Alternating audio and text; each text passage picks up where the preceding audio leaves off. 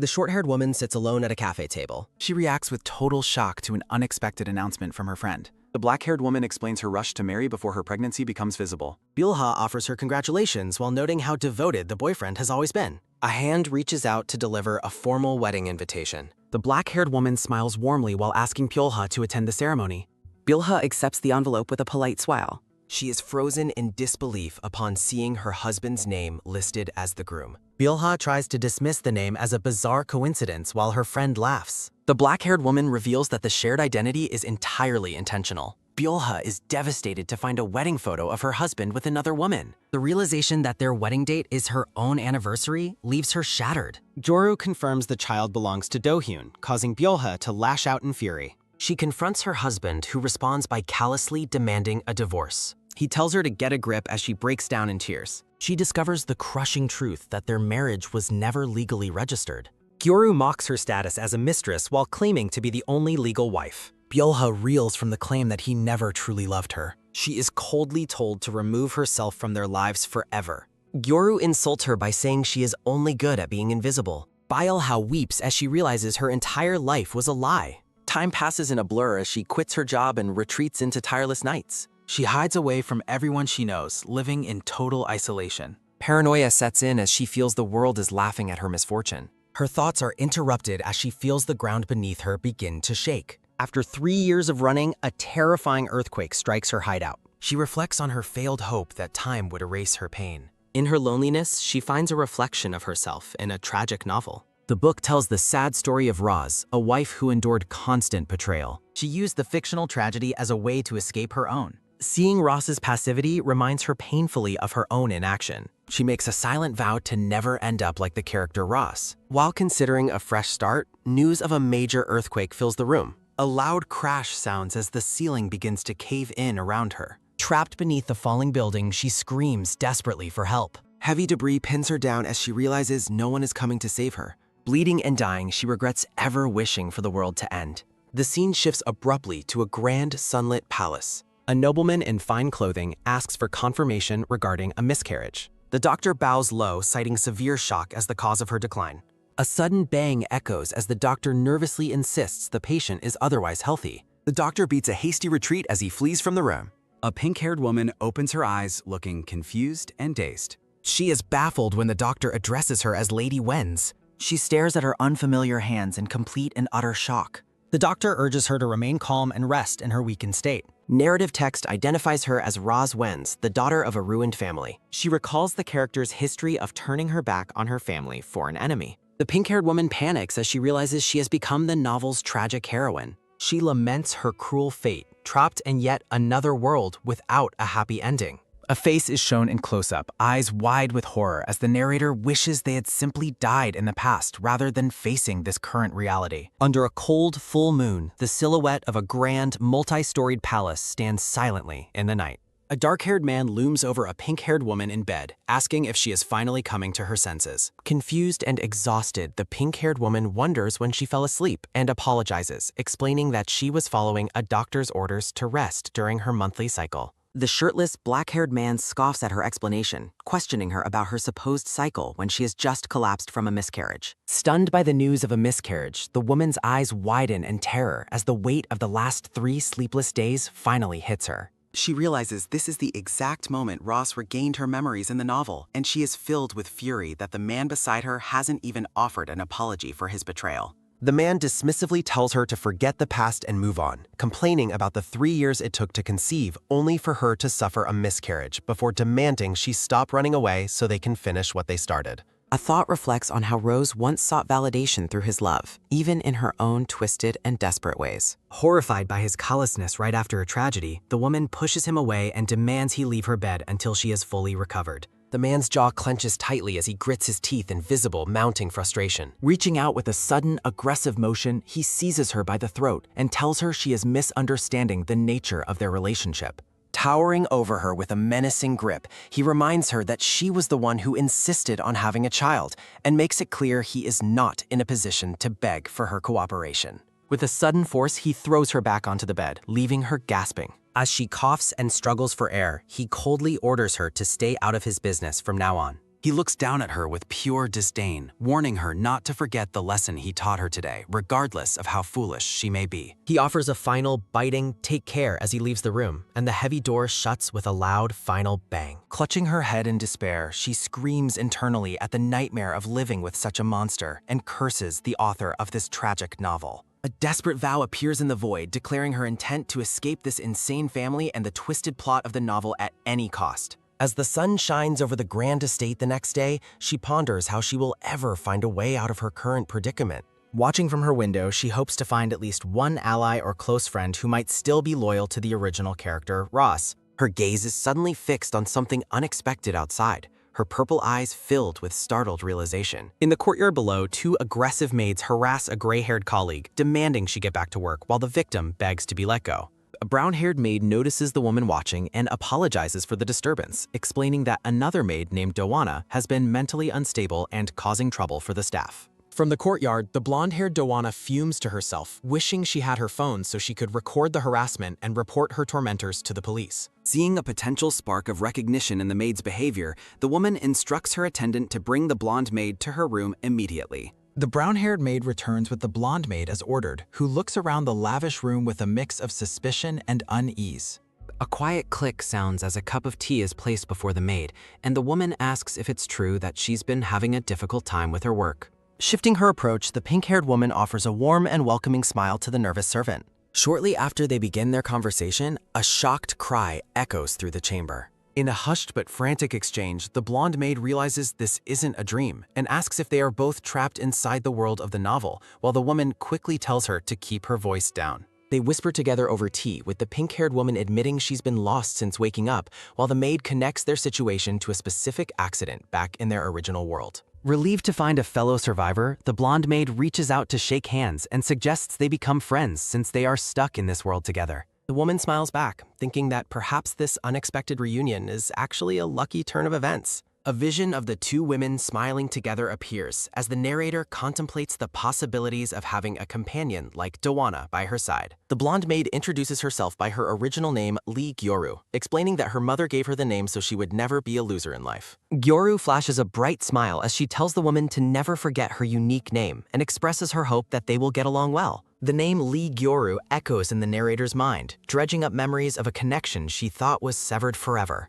Images of a former friend from a past life surface, haunting the narrator as she recalls the woman she once knew for a decade. A grim title reveals the blonde woman's true identity as the one who stole the narrator's husband in her previous life. The narrator stares in disbelief at the blonde woman reaching out to her, unable to forget the longtime friend who betrayed her so deeply 10 years ago. Her fingers clench tightly together in a sudden, sharp squeeze of restrained emotion. Hiding her inner turmoil, the woman compliments Jiru's lovely name, while privately wondering if this is truly the same person from her past. Testing her theory, she reaches out to take Gyoru's hand and asks how old she is. Gyoru tears up as she reveals she is 29, lamenting how unfair it is that she was married young and already had a husband before being transported here. The woman's expression turns cold and dark as she confirms that this is indeed the same Gyoru, questioning why the gods would force her to see this person again. Noticing the sudden change in mood, Gyoru asks if they are the same age and inquires about the woman's name.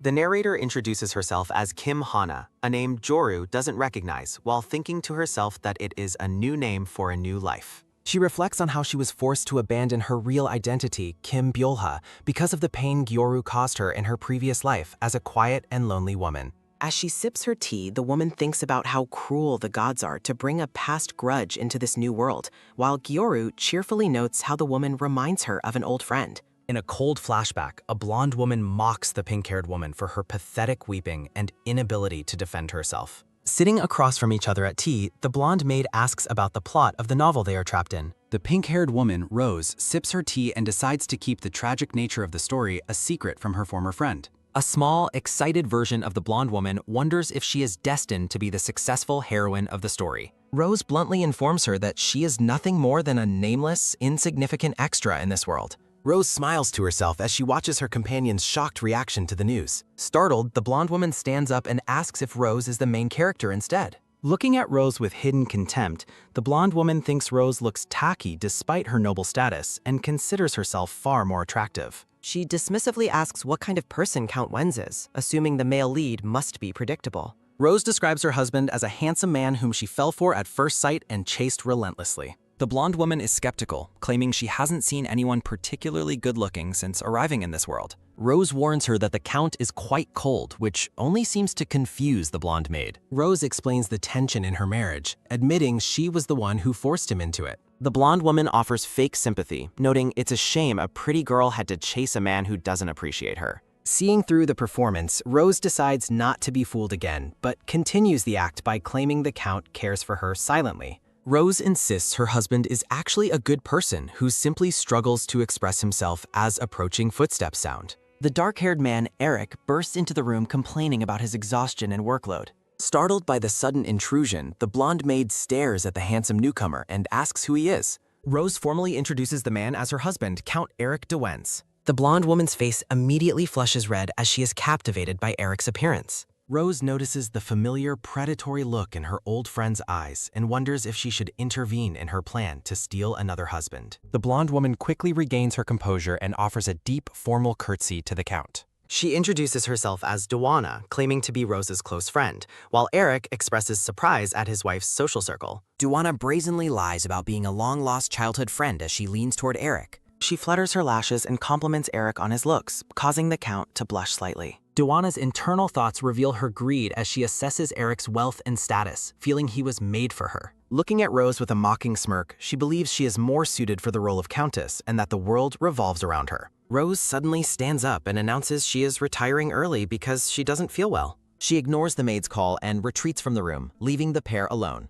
Walking away, Rose reflects on the betrayal, deciding that letting two pieces of three be together is the best way for her to escape. She celebrates the opportunity to rid herself of both her terrible husband and her traitorous friend at the same time. Rose sits down and relaxes, vowing never to be a pushover again in this new life. She recalls the history of Rose as the daughter of a ruined noble family who begged Eric for marriage. A vision of her parents' cutting ties surfaces as she remembers the isolation the original character faced. She realizes the novel provides no details about her family, making it difficult to find a place to go. Rose worries that a divorce might leave her homeless if she cannot track down any allies. Clenching her hand, she rejects a future of misery and vows to live a successful life after her divorce. Realizing she needs knowledge to survive, Rose resolves to begin studying everything she can about this world. Stepping into the hallway, Rose calls out to her attendants to get their attention. She instructs the surprise maids to summon the butler, Mr. Gwen, immediately. The scene shifts to a formal sitting room where Rose prepares for a meeting. Mr. Gwen asks for clarification, questioning if it's true that she is requesting a tutor.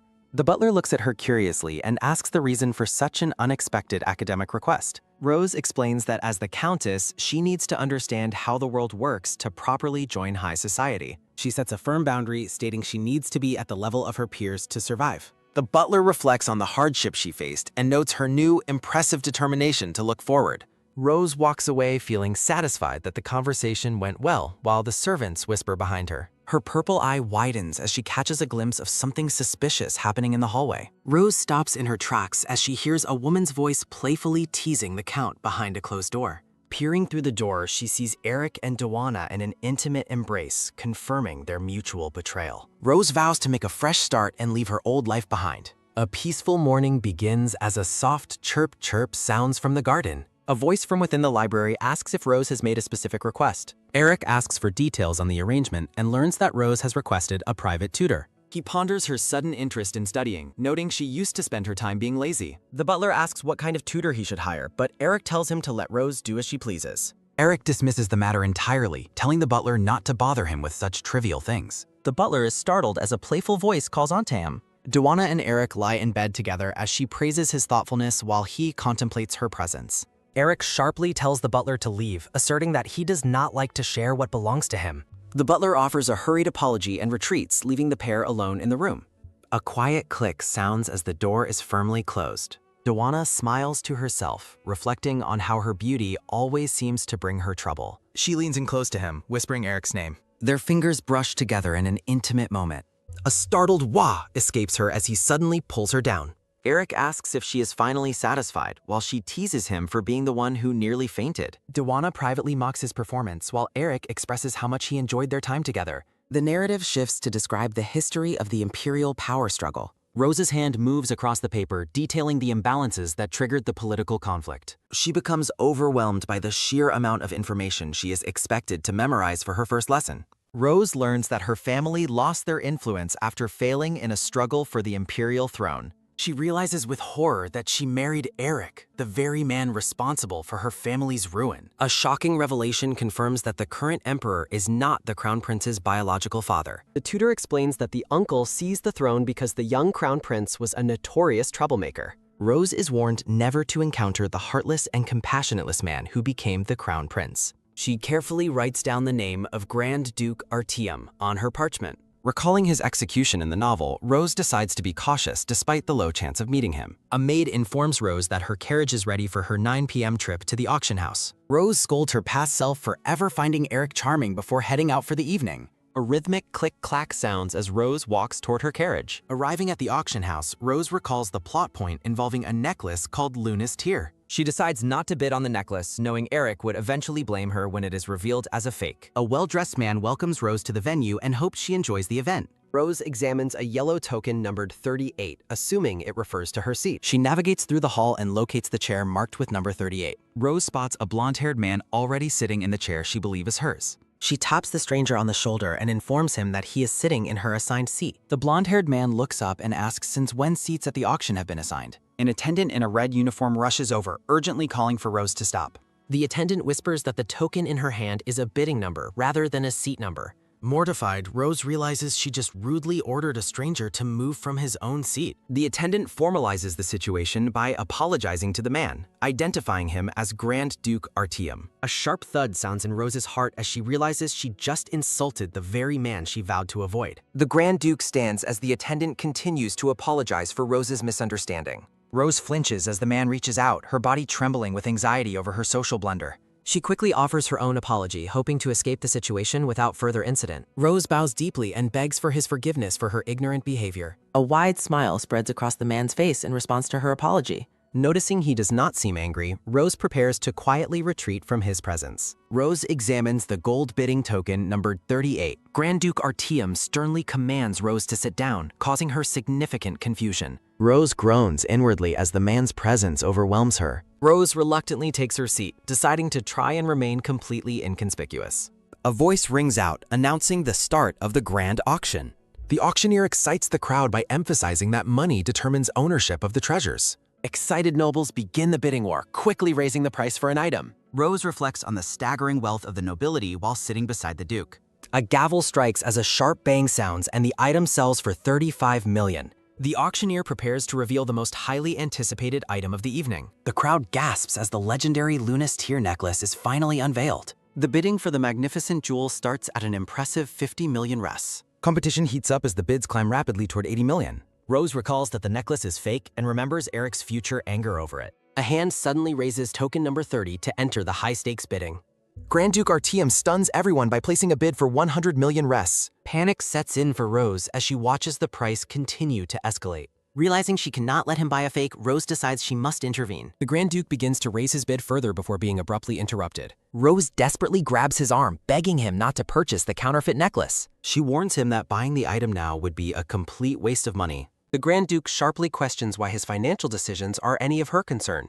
Rose gasps as she realizes the magnitude of her impulsive and rude interference. She internally regrets her meddlesome nature after acting without thinking of the consequences. Rose boldly claims the item is fake, leading the Duke to question her evidence. Mortified, Rose struggles to find a logical explanation for her impossible knowledge. She tries to explain that the sellers might be unaware of the item's falsity. The Grand Duke warns her of severe consequences if her claims prove to be false. He identifies her as Countess Wenz, leaving Rose shocked that her identity is known. The auction concludes with the item selling to another bidder for billions after a bang. The Grand Duke smirks to himself, contemplating his next move in the social game. Desperate to save herself, Rose claims she is willing to bet her life. She screams her conviction that the item is a total fake to convince him. The Duke questions her sanity while she realizes she made a linguistic error. Rose panics over her mistake, realizing she didn't actually mean to bet her life. The Grand Duke touches her shoulder, noting that he appreciates her apparent sincerity. Rose tries to clarify her true intentions, still feeling flustered by the interaction.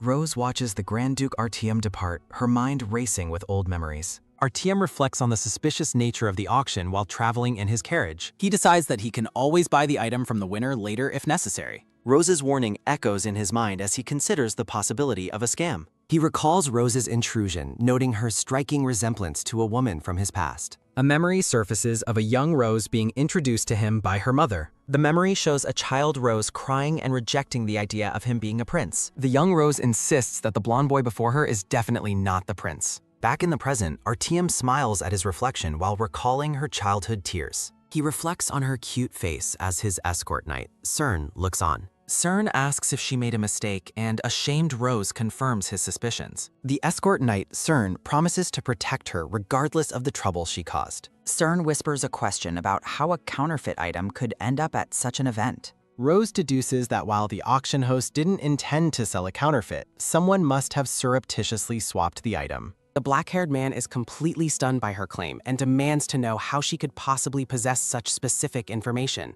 A soft shh sounds as Rose presses a finger to her lips, silencing him before he draws any more attention to their conversation.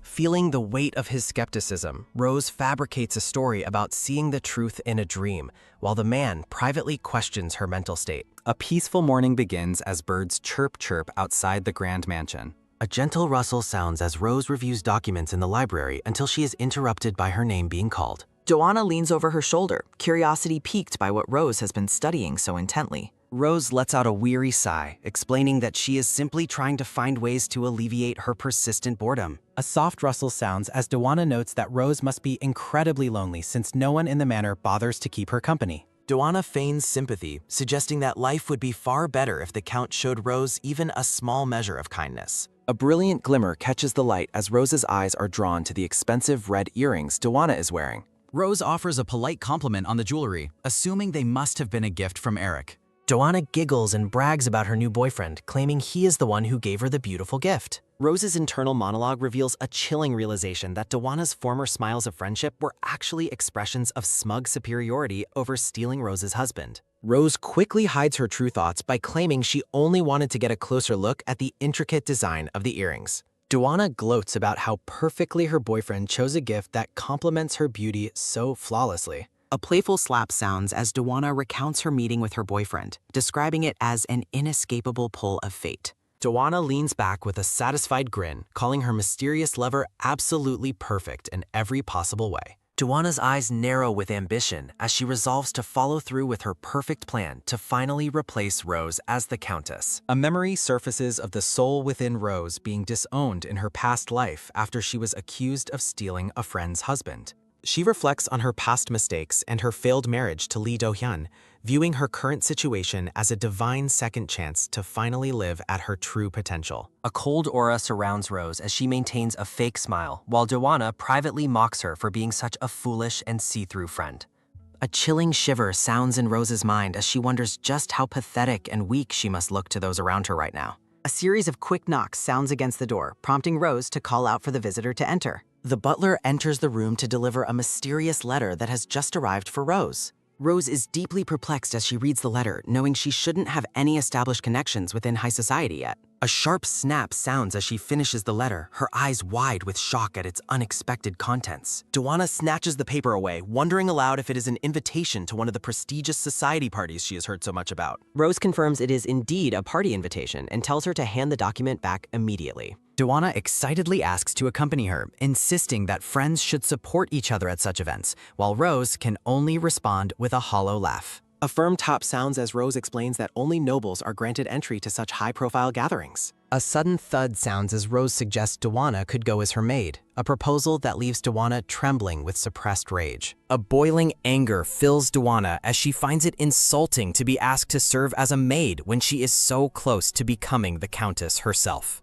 Rose keeps her expression cheerful, insisting that she only made the suggestion because she was looking out for Donana's best interests. Joanna tries to force a pleasant expression while claiming she is merely disappointed, though her mind screams in annoyance. Joanna seethes at Rose's perceived arrogance while Rose returns her attention to the details of the invitation. Rose is stunned to see the signature of Grand Duke Artyom, wondering why a man of his stature would ever reach out to her. She recalls that their paths were never supposed to cross according to the original story, making his invitation to his salon even more suspicious. Rose realizes the invitation was addressed specifically to her as the Countess, suspecting it has everything to do with the fake necklace from the auction. She notes that the palace is trying to suppress the news of the counterfeit necklace, but the Grand Duke must have already discovered the truth. A sense of foreboding fills her as she recalls trying to talk him out of the purchase, especially since he is destined to meet an early death anyway. Rose shakes her head to clear her thoughts, deciding to accept the invitation as a chance to finally investigate the current social scene.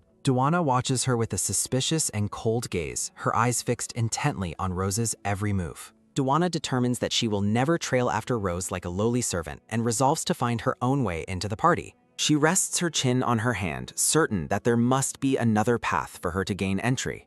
A devious smirk spreads across Duana's face as her plan begins to take a new shape. A soft slide sounds as a hand pulls back the heavy curtains of the wardrobe. Duana stands before a collection of elegant dresses, searching for the perfect attire. She scoffs at Rose's wardrobe, calling it tacky and vowing to replace every piece when she has officially taken Rose's title. Duana admires her reflection, deciding she will simply manipulate the Count into taking her to the party as his own guest. Duana eyes the sparkling tiara resting on the dresser. She touches the jewelry, finding the collection barely acceptable but suitable enough for now. Duana admires her reflection, declaring that the accessories look far better on her than their rightful owner. A soft rustle sounds as Duana searches for more hidden treasures, only to have a pair of small pink shoes fall to the floor. She mocks Rose for keeping such useless items after her miscarriage. A single pink shoe lies forgotten on the carpet. Duana reflects on her dislike for children, though she considers that living in the mansion wouldn't be too difficult since nannies handle the labor. A firm tap sounds as someone approaches the room. Rose enters the room and wonders aloud about the mess. Duana claims she was only looking for something to borrow because she lacks suitable clothes for herself.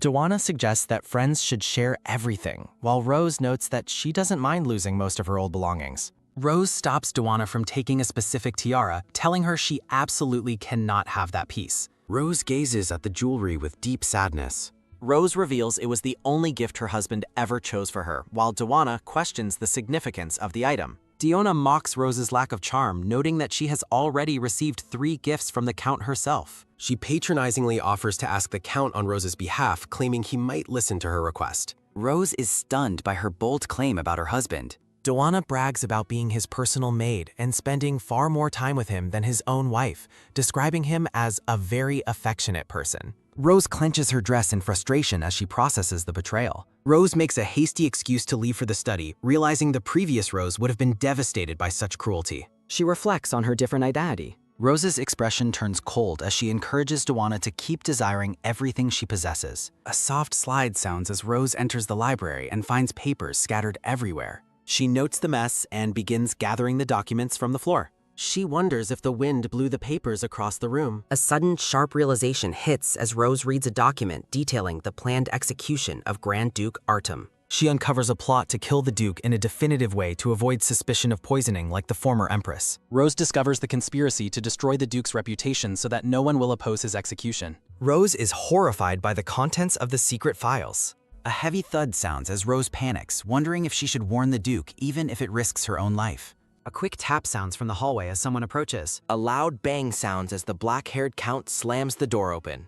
He reveals that Duana told him where she was and demands an explanation for her presence in his study. Rose turns toward the open window, looking startled. Rose claims she came for a book and tries to act natural as if she hadn't seen the incriminating documents. She approaches him, suggesting they clean up the papers together. A sharp smack sounds as the Count roughly knocks the papers out of her hand. The Count demands to know if she read the documents or why she entered without permission. He yells at her to explain what business she has in his private study. Rose makes an excuse about her private lessons, while the Count realizes he was careless despite telling her she could do as she pleased. He dismisses her once, warning her never to return to the study again.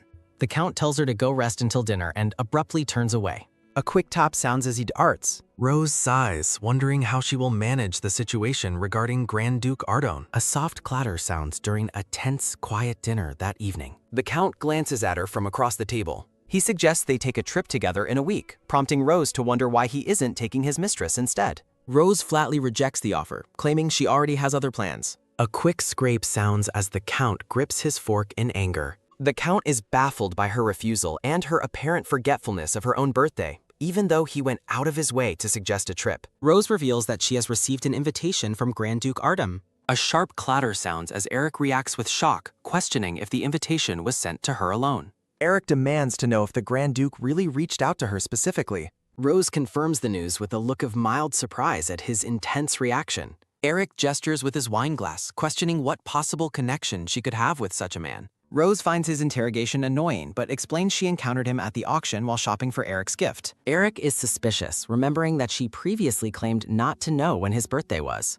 Eric assumes she is merely acting indifferent to gain his attention and decides to let the matter slide. A firm top sounds as Eric considers the Duke's true intentions for inviting the Countess. Eric cancels their planned trip and announces that he will accompany her to the banquet instead. A dark expression crosses his face as he views the party as the Grand Duke's final appearance. A soft patter of footsteps sounds as the blonde-haired maid rushes through the mansion.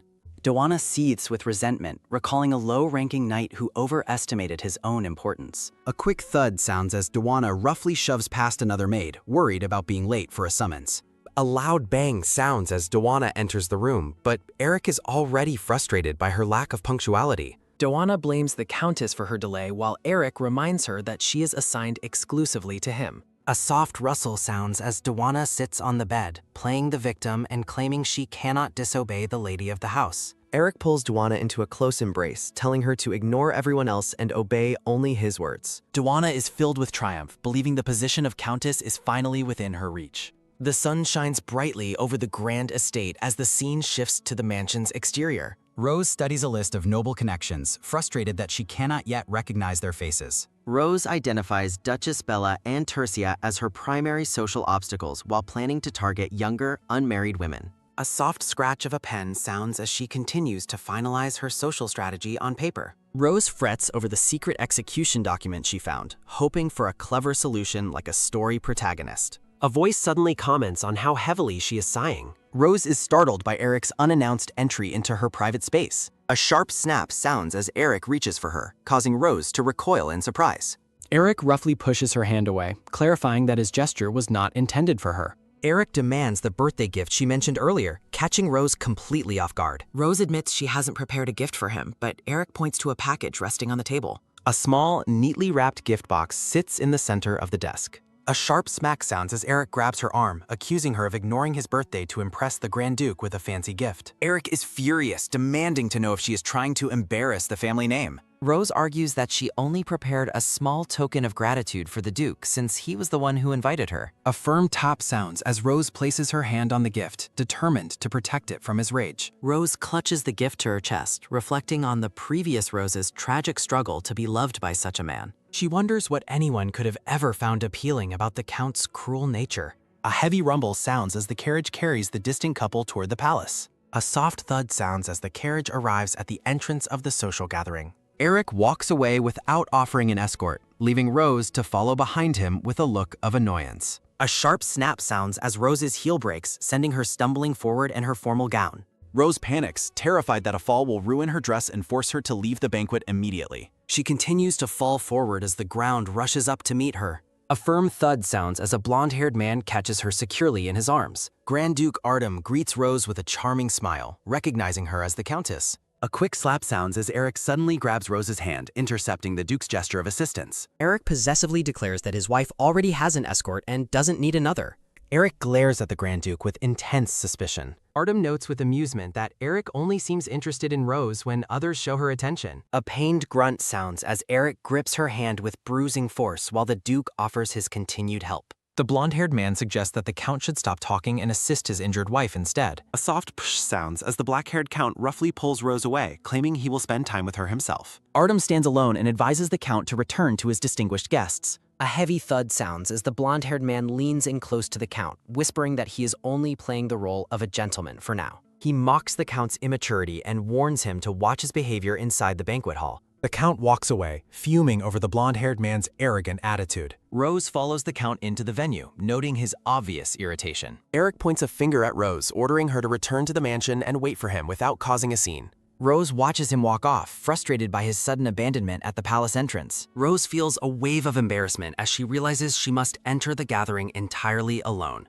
A herald announces the arrival of Countess Rose, who tries to steady her nerves. She reminds herself to stay composed so that nothing goes wrong during the event.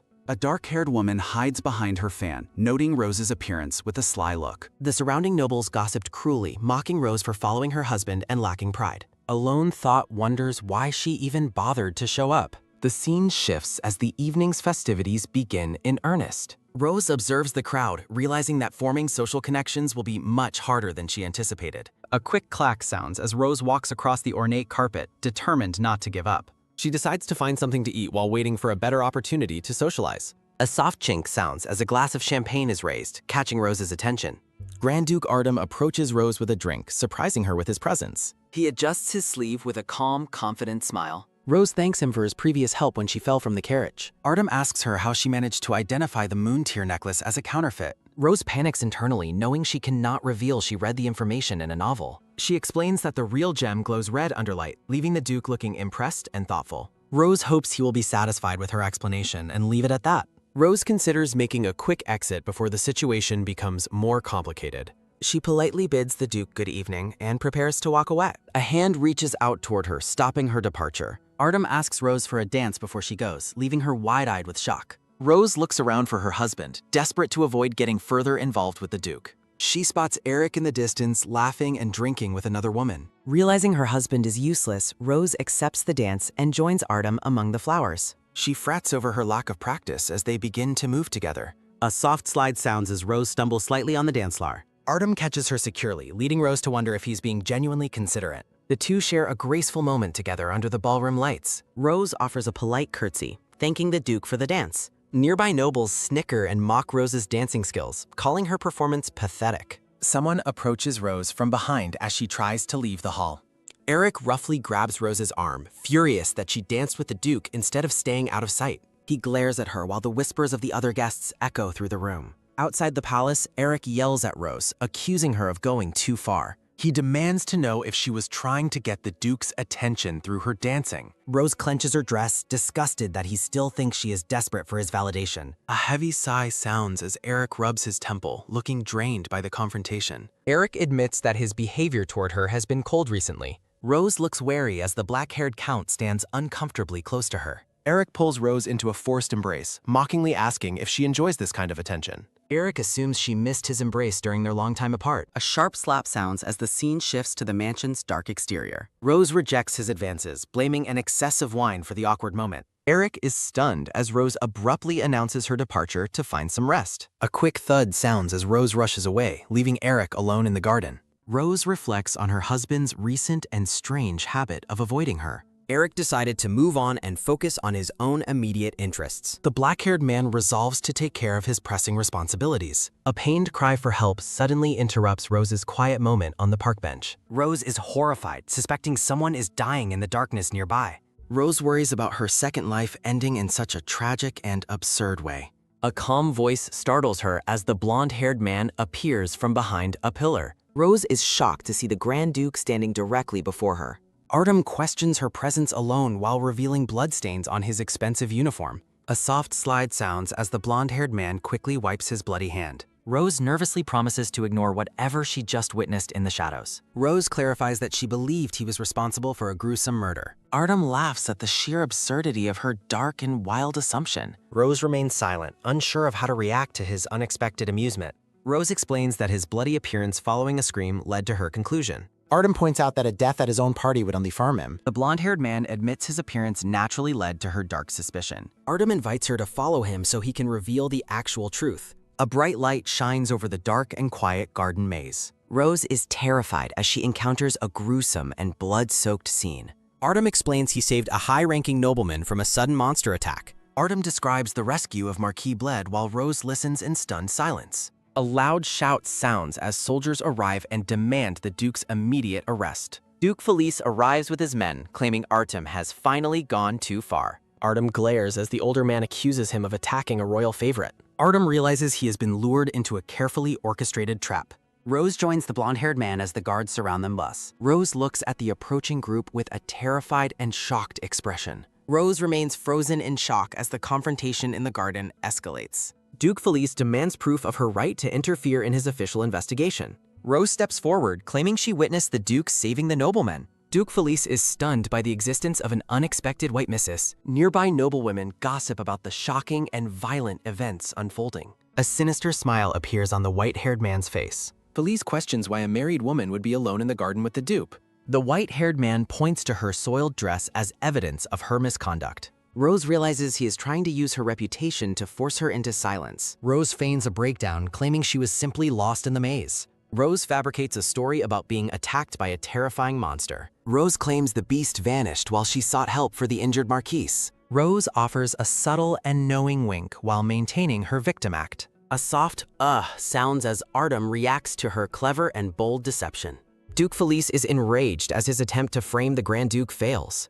The guests are shaken by the news of a monster appearing at the palace. Felice glares as his carefully laid trap is completely dismantled. Duke Felice considers thanking Rose's lady for the day's events while privately plotting to discard the Wen's family as Rose offers a formal apology. Rose wonders if the white-haired man is behind the evening's chaos, while Felice asks her to convey his regards to her husband. A soft glow emanates from a garden lamp as the evening festivities continue in the distance. Rose becomes uneasy as she realizes the blonde-haired Grand Duke is still following her through the dark garden.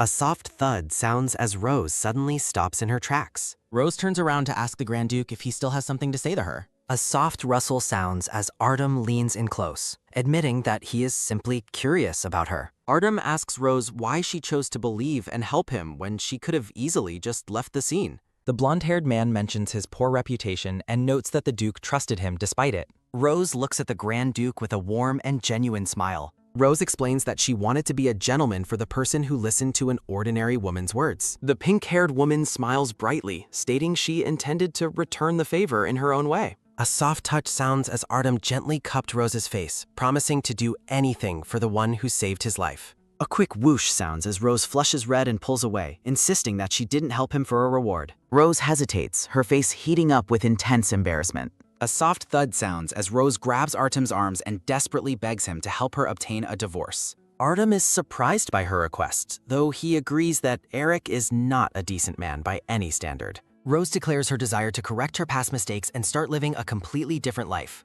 A soft laugh sounds as Artem finds her intensity amusing, while Rose insists she is being serious. A soft touch sounds as Artem calls her decision wise and mentions that her parents will likely be pleased. Rose is shocked that he knows the Earl of Serviat, and Artem explains they have been in contact for business reasons. A soft flush covers Rose's face as she thinks about her parents' feelings. Rose reflects on how her parents continued to trust and wait for her during 3 years of foolish decisions. Rose happily asks Artem if he could let them know that she plans to visit them very soon. Artem watches her with a charming and thoughtful smile. Artem asks when she plans to get the divorce, and Rose answers that she wants it as soon as possible. Artem notes that the process is streamlined and there isn't much for him to help with, though he considers the situation. Rose stares at the Grand Duke with a look of quiet realization. A soft rustle sounds as Rose nervously fidgets with her gloved fingers. Rose shyly asks the Grand Duke if he would be willing to lend her some money. Artem laughs at her unpredictability while a sharp shout from Eric suddenly echoes through the garden. Rose is startled as her husband's voice calls out her name from the shadows. A soft thud sounds as Eric stomps toward them, demanding to know what kind of mess Rose is making now.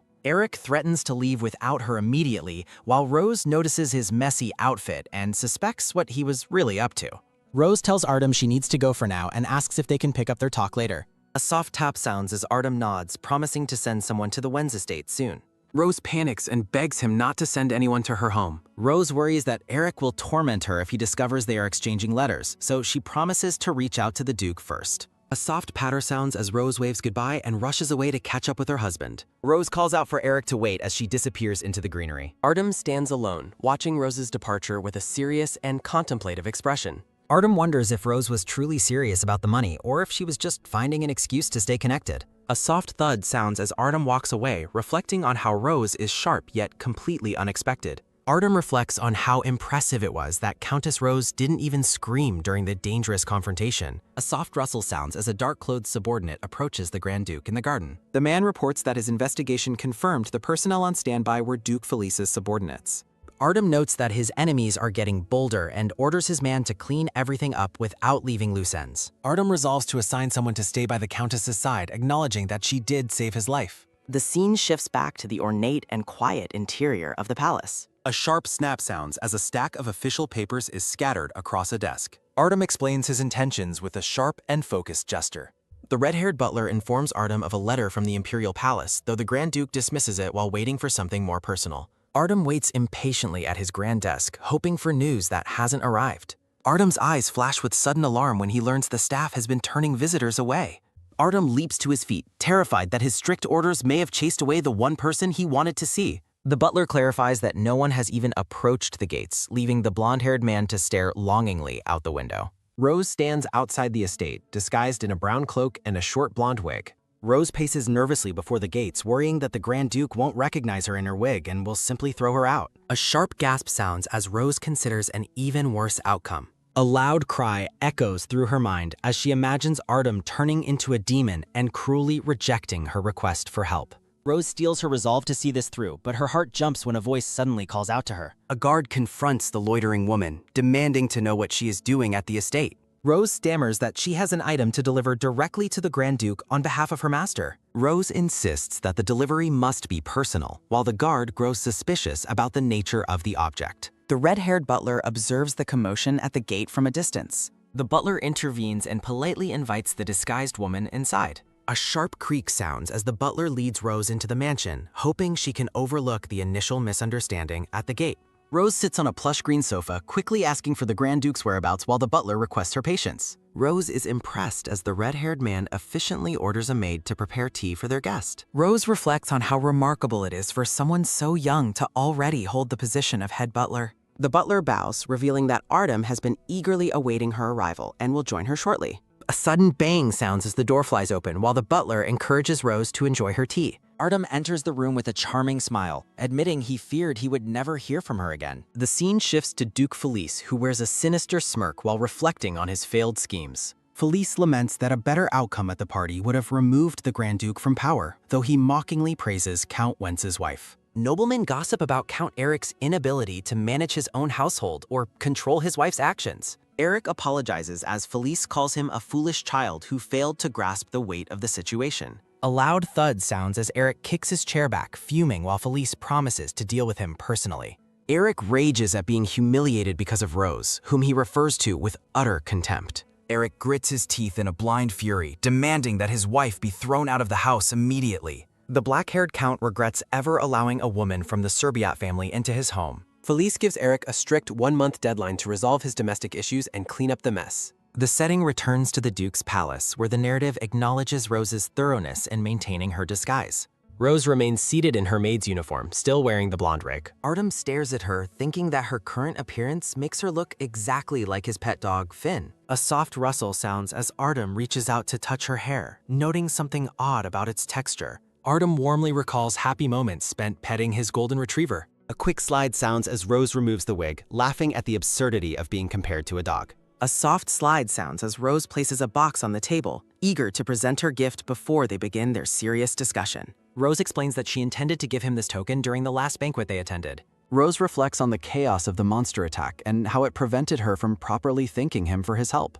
Rose insists the gift isn't anything extravagant, while Artem wonders what could be hidden in such a small box. Rose nervously fidgets with her dress, worried that her offering might seem too humble for a royal. Rose offers to find something more impressive if he dislikes it, but Artem simply asks why she went to the trouble. A soft rustle sounds as Artem carefully unties the ribbon and opens the gift box. A beautiful topaz brooch is revealed, gleaming brilliantly in the light. Artem picks up the ornament, noting that while it isn't a common choice, it is nonetheless striking. The Grand Duke's gaze softens as he focuses intently on the gift. Rose watches him with wide, hopeful eyes, silently asking if the gift meets his approval. Artem pins the topaz brooch to his vest with a wide, genuine smile, asking Rose for her opinion on how it looks. Rose stifles a soft giggle behind her hand. A sharp click sounds as Rose carefully pins the brooch onto the Grand Duke's vest, offering to fix it for him. Rose asks if Artem knows what meaning topaz holds, prompting him to ask if the stone truly has a special significance. Rose explains that topaz is known to protect life and health while internally worrying about the novel's plot where the Grand Duke is destined to die soon. A soft squeeze sounds as Rose clutches her chest, telling him that whether he chooses to believe her or not is up to him. A soft thump sounds as Artem gazes at her with a look of quiet intensity. Rose declares her desire for him to live and explains the brooch represents that wish, though she internally fears being suspected of a plot like the late Empress. Rose reflects on her decision to speak up, wishing she had earned his trust first, but knowing she couldn't just watch him die. Artem smiles thoughtfully as he considers her words. A quick whoosh sounds as Artem pulls Rose closer, noting that if she knows he's in danger, she must also know how to prevent his death. Artem offers a charming smile and suggests they start by discussing that story first. A steady tick-tock sounds as a clock marks the late hour while a woman watches anxiously from a high window. Jane is terrified by the Countess's request to impersonate her, but Rose insists she will be back before dinner and must leave for this urgent task. The dark-haired maid looks on with a worried expression as her mistress departs. A sharp creak sounds as a set of ornate doors is pushed open. Rose tells the visitor she will take her medicine later, only to be shocked when Count Eric enters her room mocking her voice. A soft click sounds as Eric sets a cup down, suggesting they should spend some private time together. A soft rustle sounds as Eric pulls Rose into a tight, uncomfortable embrace, demanding to know if she has anything to say to him. A sharp grip sounds as Eric forcefully tilts her head up to face him. Eric rages about the disgrace he suffered at the party and accuses her of acting out for attention while Rose reflects on his cruelty. A loud bang sounds as a blonde-haired maid interrupts to inform the Count of an urgent matter. A soft thump sounds as Rose falls to the floor while Eric leaves with a look of utter disappointment in his wife. Jane prays for her lady to return quickly, terrified of what will happen if the Count discovers the deception. Returning to the present, Rose informs the Grand Duke that they must first focus on shifting public opinion.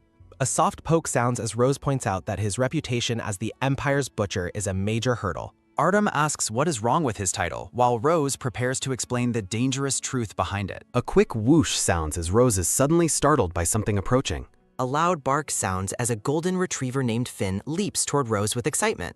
A soft splash sounds as a vase is knocked over and Artem catches Rose before she hits the ground. Artem asks if she is hurt while Rose dizzily realizes she was momentarily floating as the red-haired butler chases after the dog. The red-haired man apologizes profusely, explaining that the dog suddenly ran out of his control. A soft shiver sounds as Rose stands soaked and trembling from the spilled water. Rose mentions how her body felt like it lifted off the ground, causing the red-haired butler to sweat nervously. The red-haired man laughs awkwardly and suggests Rose go change her soaked clothes, though Artem dismisses the idea as unnecessary. Rose looks on in confusion as the atmosphere suddenly shifts. A soft rustle sounds as Artem removes his outer shirt and places it over Rose's shoulders to keep her from catching a cold. Artem tells her to stay there for a moment while he remains shirtless. A soft squeeze sounds as Rose clutches the large garment and Artem promises to discuss her floating sensation later. The butler scolds the dog for using magic while Artem defends his actions during the sudden chaos. Rose is touched by Artem's concern but decides it is best not to mention her own hidden defenses just yet. The scene returns to the quiet room where Artem suggests they continue their previous conversation. Artem asks for clarification on how his reputation could possibly be linked to a death sentence. A soft ahem sounds as Rose prepares to reveal the evidence she discovered. Rose explains that she saw a document in Eric's study outlining a plot to use Artem's reputation as a justification for his execution. A sharp grip sounds as Rose recalls the suspicious behavior of the nobles at the banquet, believing it was all part of a larger plan. A soft halt sounds as Rose stops speaking to gauge his reaction. Artem listens with a serious and contemplative expression. Rose decides that without solid proof, it is better not to mention the former Empress's involvement yet. Rose notes that her husband is clearly aligned with Count Felice in this dangerous scheme. Rose looks at the Grand Duke with determination, vowing to make sure he survives the coming storm. The blonde-haired Grand Duke contemplates the hidden motives of the pink-haired Countess, realizing that staying close to him only increases the danger she faces. A soft light fills the room as Rose expresses her gratitude, telling Artem she feels as though she owes him her life once again. Artem observes her silently, concluding that it is still far too risky to reveal everything to her at this moment. Shifting the conversation, the blonde-haired man asks Rose if she would give him the opportunity to repay her for her kindness. They sit together in silence at the table. Rose notes his sudden change in subject but decides not to push further to avoid misunderstanding, admitting she simply needs funds for her divorce. A soft click sounds as Artem sets his cup down, urging her not to hesitate and to simply state the amount she requires. Rose looks at him with a startled expression, asking if he truly means it. Artem nods confidently while taking a sip of his tea. A sudden spray of tea erupts as Artem spits in shock after Rose cheerfully requests a loan of 10 billion res. Rose clasps her hands together, clarifying that she isn't seeking charity and fully intends to repay every coin. Artem stares at her in stunned silence, barely able to process the astronomical request. The blonde-haired man reflects on the scale of the sum, noting that such an amount is sufficient to manage an entire commercial district. Rose gazes at him hopefully while Artem repeats the staggering figure of 10 billion under his breath. Rose admits the amount is indeed large, but she is shocked into silence when Artem suddenly agrees to her request. Overwhelmed by the news, Rose asks if he is genuinely going to lend her that much money just like that. Artem looks at her from across the table, stating he has one condition before they proceed and wishes to ask her something. The Grand Duke points a finger toward Rose, leaning forward to ask for clarification on her plans. Rose smiles as she prepares to explain. Rose explains that after her divorce, she intends to launch a department store business, leaving Artem utterly confused by the term. Artem looks at her with genuine curiosity and asks if she can explain the concept a bit more. Chibi Rose stands at a chalkboard, confidently teaching Artem about the fundamental nature of a department store. Rose describes the convenience of gathering multiple shops under one roof for consumers, making the blonde man react with realization. Narrative text highlights that current commercial zones are disorganized and the shops are widely scattered. Rose details the inefficiency of people searching for shops themselves or hiring individuals, asserting that a department store infrastructure will dominate the market. Artem asks for confirmation that her role will be providing the land and collecting rent from the various tenants. Rose clarifies her strategy, explaining that instead of rent, she will take a percentage of their sales as commission. Pointing to various luxury items, Rose notes that she will focus on upscale products and sell them at a 30% markup without managing the quality herself. Artem realizes that even with higher prices, the luxury and improved quality will be a perfect draw for nobles who love to show off. A firm handshake seals the agreement. Rose offers a playful wink and asks the blonde-haired man if he considers 10 billion res to be a worthwhile investment. Artem smiles with a confident muck. Darkness falls over the mansion grounds. A soft rustle sounds as Rose, disguised in a brown cloak, peers nervously from behind a bush in the dead of night.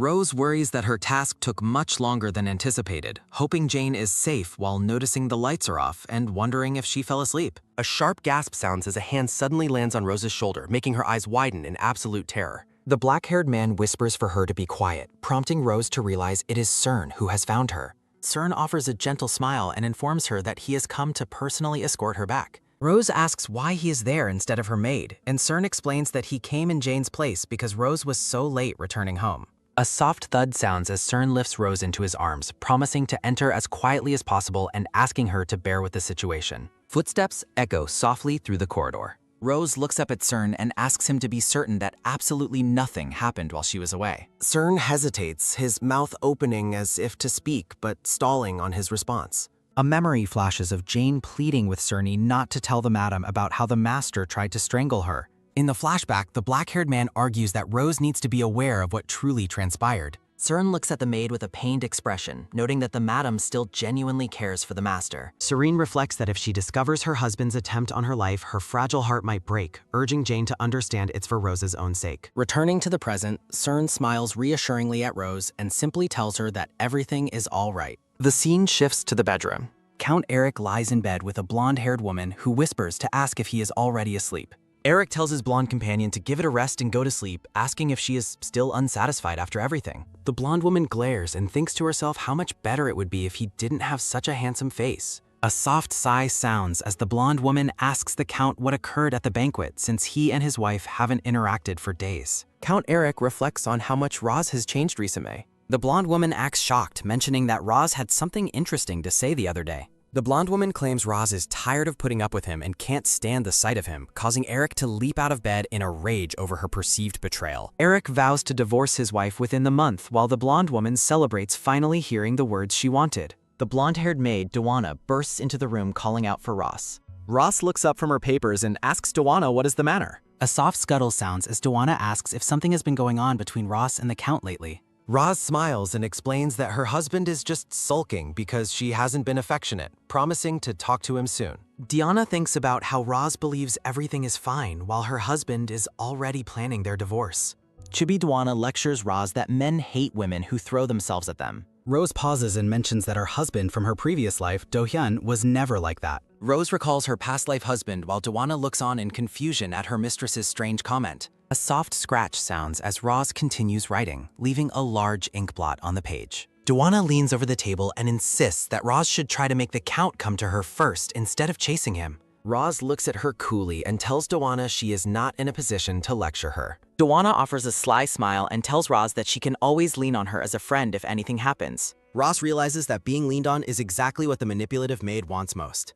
The scene shifts to the next day at the Wen's Count's residence, where the staff are gossiping. A soft bow sounds as a servant greets the arrival of Lord Cedric, the former count. A sharp tap sounds as Cedric steps out of his carriage and tells the servant to end the greetings. The black-haired man, Cedric, demands that Roz be brought to him immediately. The morning light fills the large, empty office. Roz enters and asks what brought her father-in-law there without warning, prompting Cedric to insult her and her mother. Cedric asks if she truly doesn't know the reason for his visit, while Roz admits she is confused by his sudden appearance. A heavy thump sounds as Cedric slams his cane against the floor in anger. Cedric stands up and shouts that if she cannot support her husband, she should at least not be a burden. Cedric rages that he is disappointed in her and reminds her that she must keep Eric from wandering and be useful to the house. Cedric scolds her for publicly taking sides instead of staying neutral during a delicate political time. Roz reflects on the party, realizing Cedric is just angry she sided with the Grand Duke over her husband's faction. Roz imagines screaming that Eric is the fool and she is divorcing the family, but she decides to stay quiet to keep the divorce simple. Roz bows and apologizes, claiming she was not thinking clearly. Cedric scoffs that her behavior is typical for someone with Serviat blood. A soft flare sounds as Roz's anger rises at the man's continued disrespect. A quick knock sounds as Roz thinks about punching him, only to be interrupted by a newcomer. A red-haired man wearing an eye patch enters to inform Cedric that they must leave for another appointment. A soft nod sounds as the red-haired man signals to Cedric that it is time to go. Cedric warns Roz that today was only words and to expect more next time before he turns to leave. A loud slam sounds as the door closes, and Roz wonders if that pointless warning was the only reason he came. Roz is left with an uneasy feeling that something is not right. Steady footsteps echo as Cedric asks his assistant if he took care of their assignment. The red-haired man confirms he left the suspicious item in Rose's room, making Cedric smirk that she will be quiet for a while. Cedric reflects that it is an honor for a girl like her to use such a special object for the first time. A soft creak sounds as they arrive at a door where someone is waiting for the former count inside. The red-haired man wishes to wrap up the mess while a brown-haired maid enters a room with flowers. The brown-haired maid is startled to see the former count in a place he doesn't belong. A soft scuff sounds as the maid notes that the room is never used by anyone. A sharp gasp sounds as the maid peeks through the door and is shocked by what she witnesses inside. The black-haired man in the red uniform, Cern, arrives and is greeted as he reflects on his own unexpected presence at the location. Lord Cedric asks if there has been any unusual contact between Grand Duke Artheum and Rose, to which Cerny replies that nothing noteworthy has occurred. Cern explains that the only interaction between the two was the Grand Duke's invitation to the banquet. Lord Cedric listens to the report with a cold, calculating expression. Lord Cedric questions if they have had any private meetings as a vision of Rose and the maid Jane appears. Jane is overcome with fear as she hides, worrying about what might happen if Cern mentions the night her mistress snuck out. Cern continues to shield the truth, stating that no such private meetings took place while Jane watches anxiously from the shadows. A stark warning declares that Rose must absolutely not become close with the Grand Duke. A sinister plan is detailed regarding Princess Diana's upcoming birthday, where a poisoned cup will be used to frame the Grand Duke for her collapse. The plot involves the Emperor's approval to use an antidote to ensure the princess survives while still incriminating the Duke. Lord Cedric places a firm hand on Cerna's shoulder, commanding him to ensure Rose does not get tangled up with the Grand Duke. A sudden, heavy thud sounds as Cedric departs, leaving Cermine with a final reminder that he is counting on him. Cern bows low as his master leaves, his expression unreadable until a sudden, sharp thud echoes in the silence. Cern turns toward the hallway where Jane is hiding, asking her if she happened to overhear the entire conversation. Cern looms over Jane, who is clutching her dress in fear, as she wonders if he intends to silence her next. Jane looks up with a trembling gaze, questioning if her life is now at risk because of what she knows. Jane stands her ground, asserting that she would not be afraid even if she were to die right now. Jane looks at Cern with a pained expression, stating that the most terrifying thing is the realization that she can no longer trust anyone. Jane turns her back on the man and walks away, telling him never to call her name or even look at her again. A soft, frustrated rasp sounds as Cern clenches his hand, vowing that he must do what is necessary for the sake of his mistress.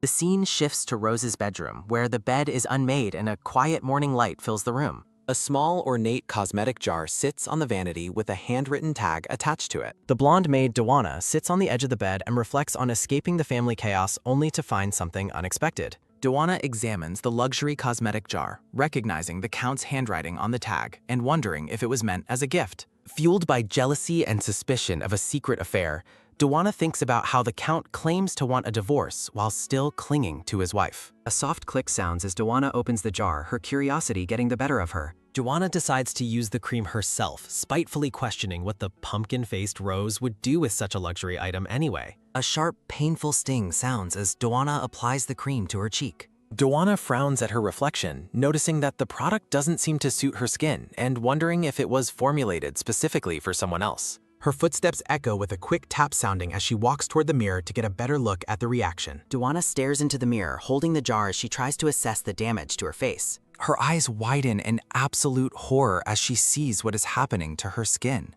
A sharp, shattering tinkle sounds as the cosmetic jar falls from her hands and breaks against the floor. A piercing "Gya!" echoes through the mansion, drawing immediate attention to the room.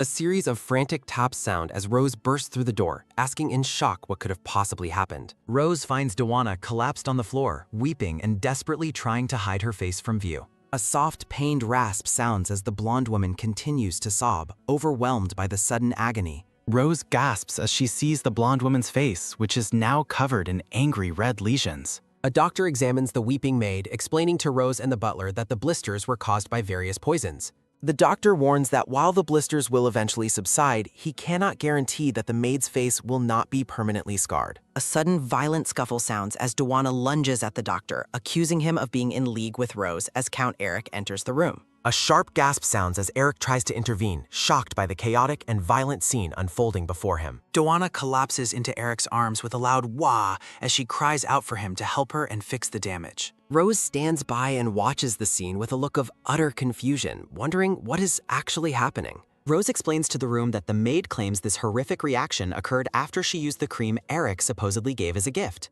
Rose watches her husband's reaction closely, waiting for his response to the accusation. Eric looks completely baffled, asking what gift she is talking about and insisting he would never give her such a thing. A sharp gasp sounds as Eric suddenly realizes that his father might be the one responsible for the suspicious item. Eric orders that all the cosmetics be brought from Rose's room so they can investigate the source of the poison. Eric presents a tray of various cosmetic bottles to the weeping Duana, telling her to identify the one that caused her face to blister. The blonde maid Duana frantically tears through the bedsheets in search of a missing item.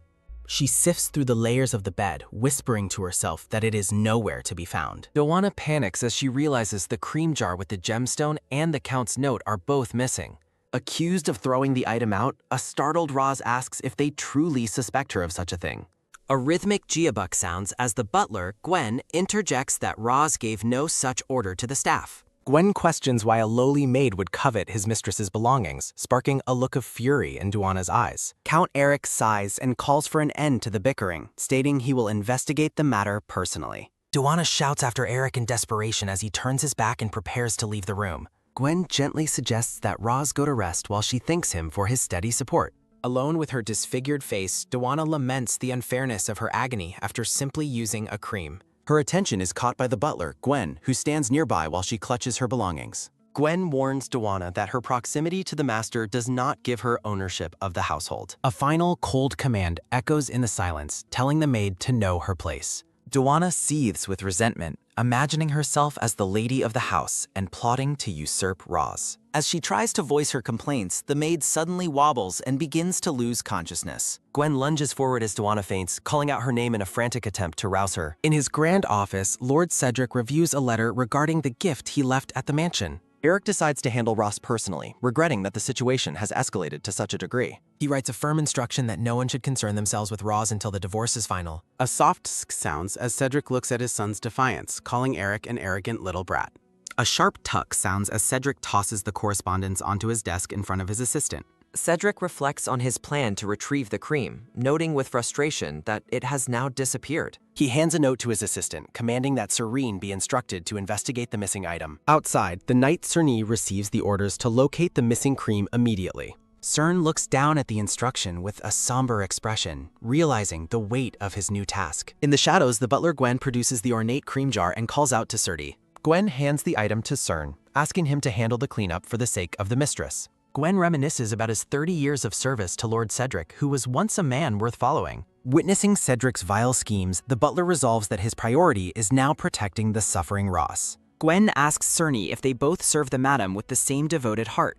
Cern looks toward the horizon as Gwen pleads for his help in putting a stop to the chaos. The scene shifts to the guest room where a doctor announces that the crisis has passed. The doctor tells Eric that Dawana will be fine and only requires rest to recover. Dawana beams with joy, clasping her hands and announcing to the Count that she is pregnant. Dawana laughs with delight while Eric responds with a hesitant and surprised acknowledgement of the news. The maid's smile falters as she notes Eric's lack of enthusiasm compared to his previous nagging for a child. A gentle pseudom sounds as she strokes her belly, reflecting on the strange feeling of carrying their child. Dawana puts on a pained act, falsely claiming that Gwen tried to violate her while she was alone. She seethes internally, vowing that the old butler will not get away with his perceived interference. Eric rubs his temples in frustration, questioning the validity of the maid's shocking accusation against the butler.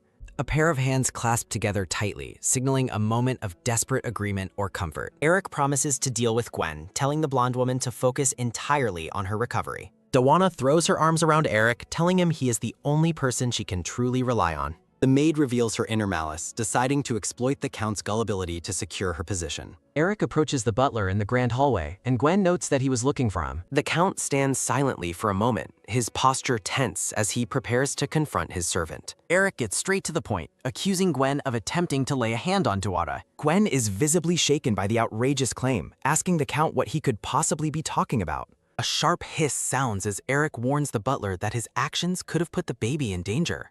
The Count's boots echo with a rhythmic walk as he departs, leaving Gwen in a state of stunned disbelief. Count Eric declares that he cannot overlook the situation. He coldly delivers the final word on the matter. A rhythmic geobuck sounds as Eric repeats his decision to fire the butler for allegedly assaulting a cherished maid. Gwen stands in stunned silence before his master. Eric mocks Gwen's long-standing habit of feigning ignorance to protect others. Dismissing the maid's accusations as irrelevant, Eric demands to know where his father's gifts were hidden. A rhythmic geobuck sounds as Eric states he only cares about the butler's misplaced loyalty to his father. Eric issues a final aggressive command for Gwen to leave immediately. A soft, rushing swash sound as water flows from a faucet.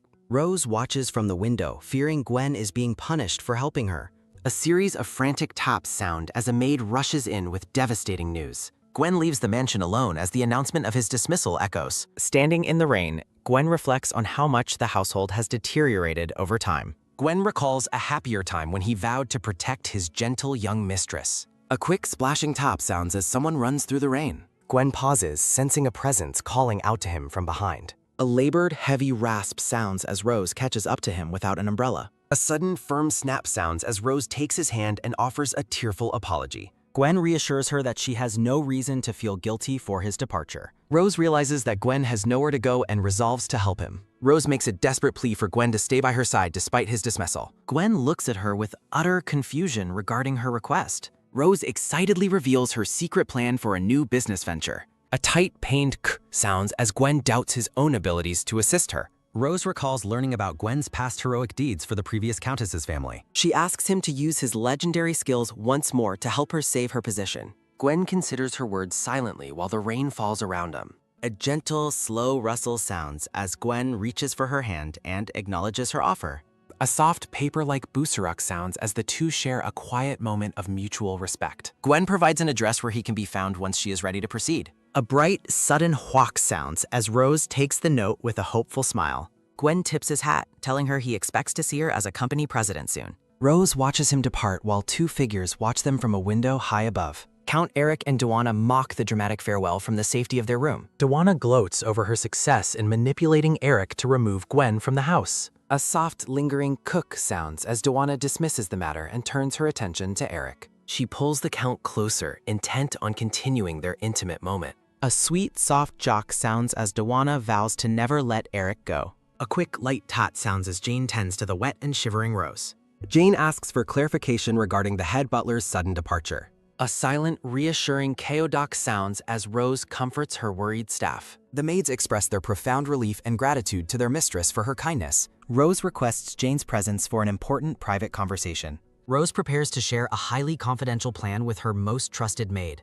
Rose explains her intention to involve Gwen in her secret business dealings with the Grand Duke. She instructs Jane to keep the arrangement a secret from everyone else for Mao. When Rose suggests telling CERN, Jane reacts with immediate and vocal disapproval. Rose questions why there is a sudden and strange tension between Jane and the Bae. A sudden nervous twitch sounds as Jane's anxiety becomes physically apparent. Jane frantically denies any conflict despite her obvious and growing distress. A rhythmic tick-tock sounds as a knock at the door interrupts the pink-haired woman's attempt to explain the truth. A brown-haired maid enters the room to inform Roz that her bath has been prepared, leaving the mistress visibly surprised. The maid explains that Count Eric personally ordered the bath out of concern for her health, while Roz skeptically questions his sudden involvement. A soft shh sounds as steaming water fills the tub, while a narration note suggests there is more to the story than what is being said. Ross looks down at the flower petals floating in the water and a splashing salback sounds as she questions the unusual romantic gesture. A rushing squeak sounds as Eric suddenly leans over Roz from behind, asking with a smile if she enjoys the setup. A loud kya and a heavy chombyong sound as the scene erupts into a sudden splash of water.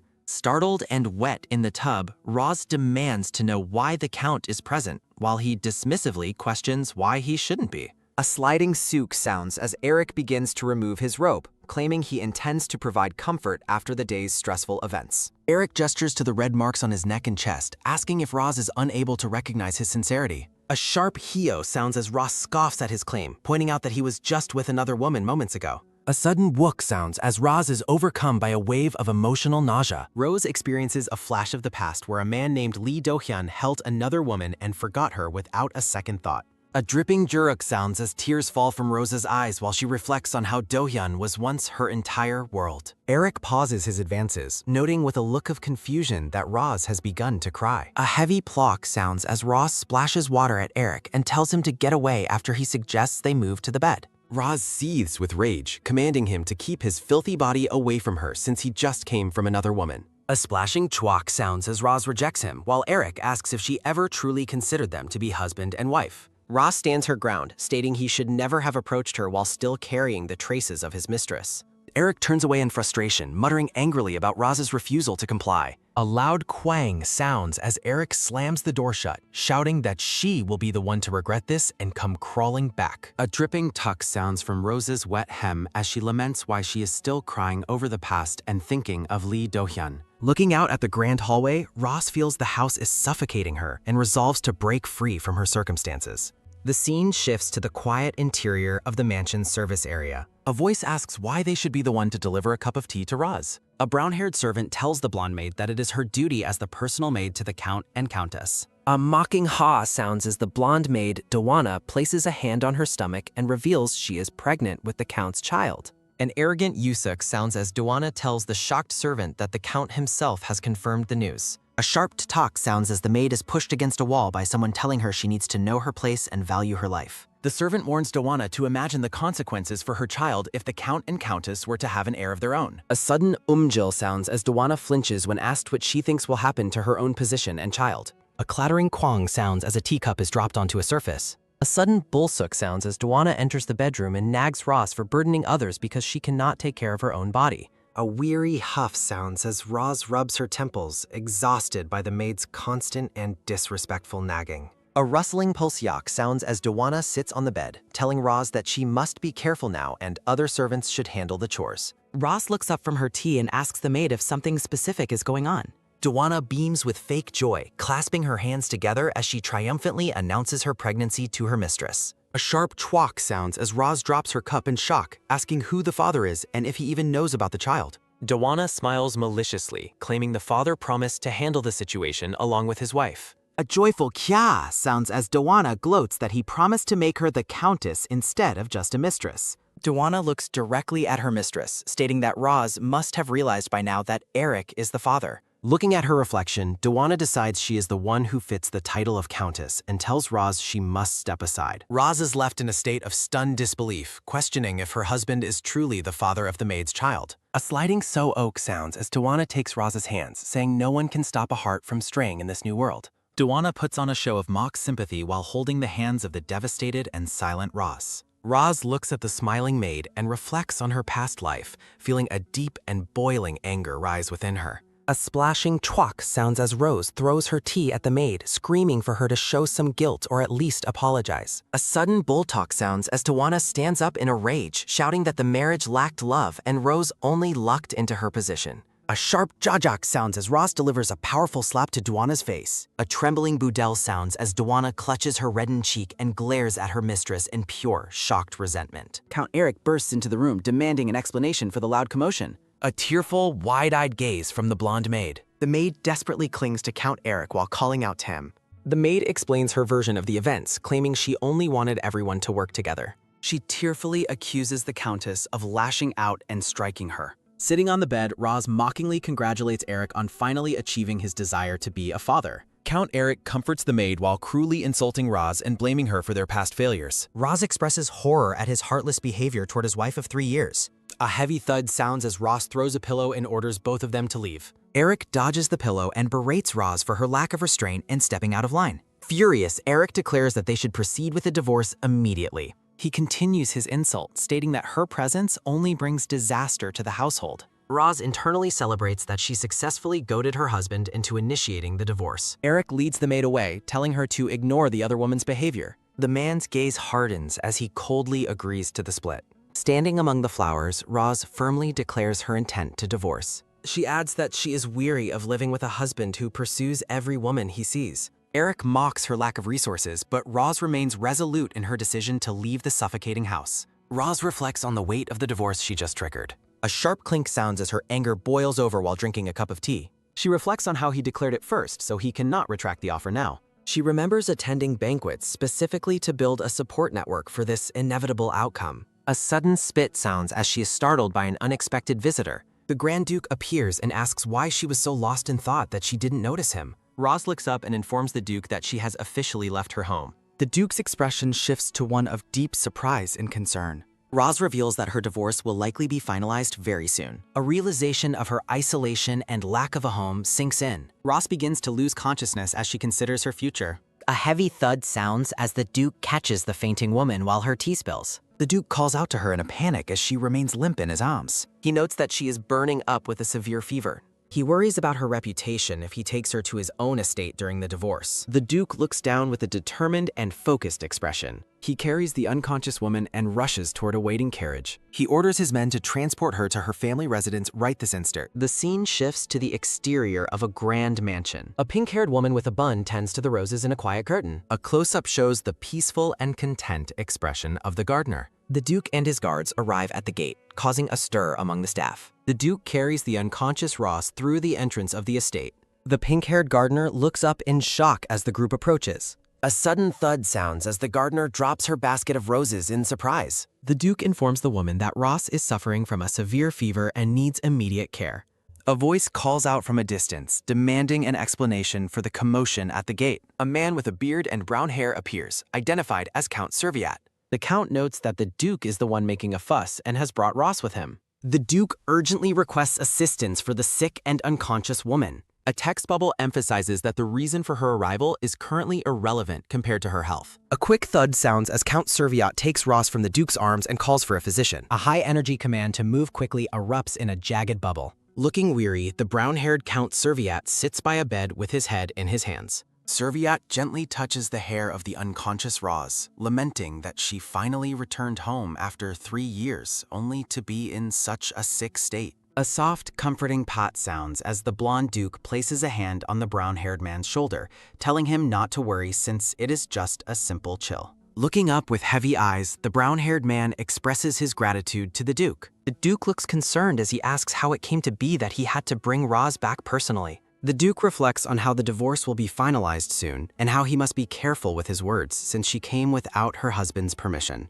A sudden, sharp jolt sounds as the Duke explains he found her alone at the salon, while the Count's voice rises in shock that she was without even an attendant. The Duke looks on with a steady, blue-eyed gaze while addressing Count Serviat. The blonde Duke asks the brown-haired man if he is prepared to stand by Roz regardless of what choice she makes. The brown-haired man looks down in a moment of silent, heavy contemplation. He reflects on the years spent in tears, unable to even watch over her from afar while all he saw was her husband's disgraceful behavior. Looking at a memory of her wedding day, he concludes that if she chose that path for happiness, it was her right, and he is now prepared to accept anything so long as she is all right. Standing together from behind, the brown-haired man states that this level of devotion is what it means to be a parent. Sunlight filters through a vase of roses as he decides they will hear the truth from her little by little when she wakes. A quick, soft blink sounds as Roz's purple eyes flutter open. A sudden, sharp movement sounds as Roz bolts upright while her parents cry out her name in a frantic shout. Looking around the room in a daze, Roz wonders where she is and remembers collapsing while with the Grand Duke. A sudden emotional sob sounds as her pink-haired mother looks at her with tearful eyes, noting how much her daughter looks like her.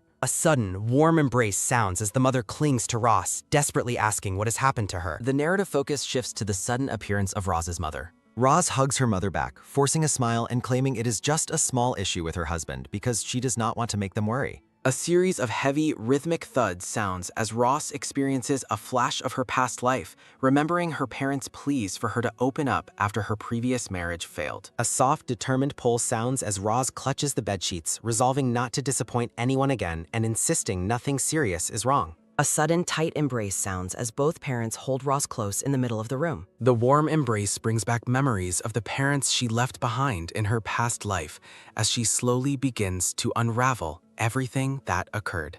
Crying like a child, Roz is comforted by her mother, who tearfully asks for forgiveness for not noticing her suffering sooner. A sudden heavy creak sounds as a man in a dark uniform enters a grand hallway. The man asks if the conversation went well, and the blonde Duke confirms that of course it did. A frantic shout echoes in a memory of the Duke carrying the unconscious Roz, while his man admits he was surprised to be taking her to a home she had been estranged from for 3 years. A light, dismissive shrug sounds as the Duke smiles and asks what his man is talking about.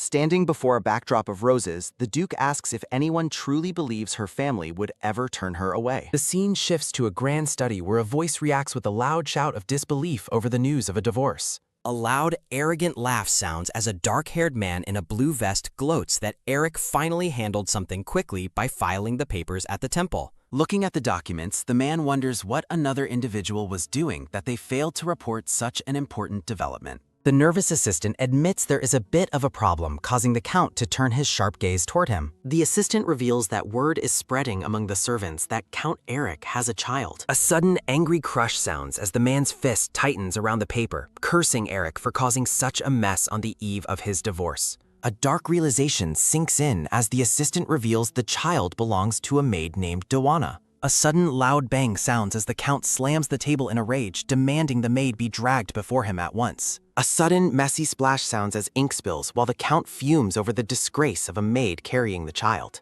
A sharp, frantic pace sounds as the Count laments how a proper match could have been found if they had just divorced quietly, while his assistant begs him to calm down. A sudden, heavy creak sounds as a red-haired woman enters, noting that the rumors have already spread too far to be contained. A sharp, rhythmic click sounds as the woman in red heels approaches, stating that it is too late to handle the gossip quietly. A soft, hushing sound comes from the red-haired woman as she tells the man he is getting far too worked up. Pictures of the two men are split by a sharp crock as she warns that killing the maid might destroy his already fragile relationship with Eric beyond repair. The Count asks if he is expected to just watch a maid become the lady of the house, but the woman firmly tells him of course not. She reveals she has already spoken with the Marquis of Dykard for a remarriage right after the divorce, though the Count scoffs at the idea of using such a useless family. A sudden, shocked realization sounds as the Count's eyes widen at the implication of her plan. A bright, mocking laugh sounds from behind a fan as the woman gloats that the Dykard family is perfect because they would quietly accept even a mistress. Pointing aggressively, the dark-haired man in the blue vest shouts at the brown-haired assistant to come over immediately. Against a crimson backdrop, the dark-haired man orders a letter to be sent to the Marquis of Dykard right away, insisting that the sooner the wedding date is set, the better. Within a grand hall, a voice questions if the letter being held is truly from the Wen's family. Holding the document, the red-haired Marquis Dykard mutters that the situation is honestly unbelievable. A soft thud sounds as the Marquis places the letter on the table, noting that it hasn't been long since the divorce, and the Wen's family is already pushing for the earliest date possible, while the red-haired Beliard Dykard suggests they must have their reasons. Looking weary, Marquis Dicard rubs his head and admits that seeing them act so one-sidedly makes his stomach turn, while a sliding sound echoes as Belliard stands among pink roses and tells her father they have no choice. Touching his mustache with a soft click, the Marquis reflects that with imperial authority in decline, moderates like them must form ties with the noble faction to survive, which involves catering to their whims under Duke Fliché's protection. A loud bang sounds as the Marquis slams the table, furiously asking how they dare try to dump their scoundrel son on his family, while Belliard looks on calmly. Placing a gentle hand over his with a soft pat, Belliard asks her father not to get angry. A narrative bubble reveals she has made specific preparations for a moment just like this. A sudden knock-knock sounds at the door, and an attendant informs Belliard that he has brought the woman she requested. Looking fearful, a woman with short red hair and green eyes enters the room and hesitantly asks if they called for her. A light, mocking laugh sounds from Belliard as she stands by her seated father, remarking that it's truly strange how much she and the woman look like twins. Belliard asks the woman Emily if it is true her younger sister went missing 5 years ago. Emily's eyes widen as she confirms the fact and desperately asks if Belliard knows something about her sister, to which Belliard replies that if she performs well, she might even let her see her. A sudden click sounds as Belliard produces a knife, accepting Emily's profuse thanks while stating there is one condition to their arrangement. A sharp shing sounds as Belliard pulls her own long red hair forward and holds the blade to it. A quick snip sounds as Belliard hawks through her hair, causing Emily to cry out to her lady in shock. With the rustling sound of falling tresses, Belliard dismissively says it is fine because long hair can be cut,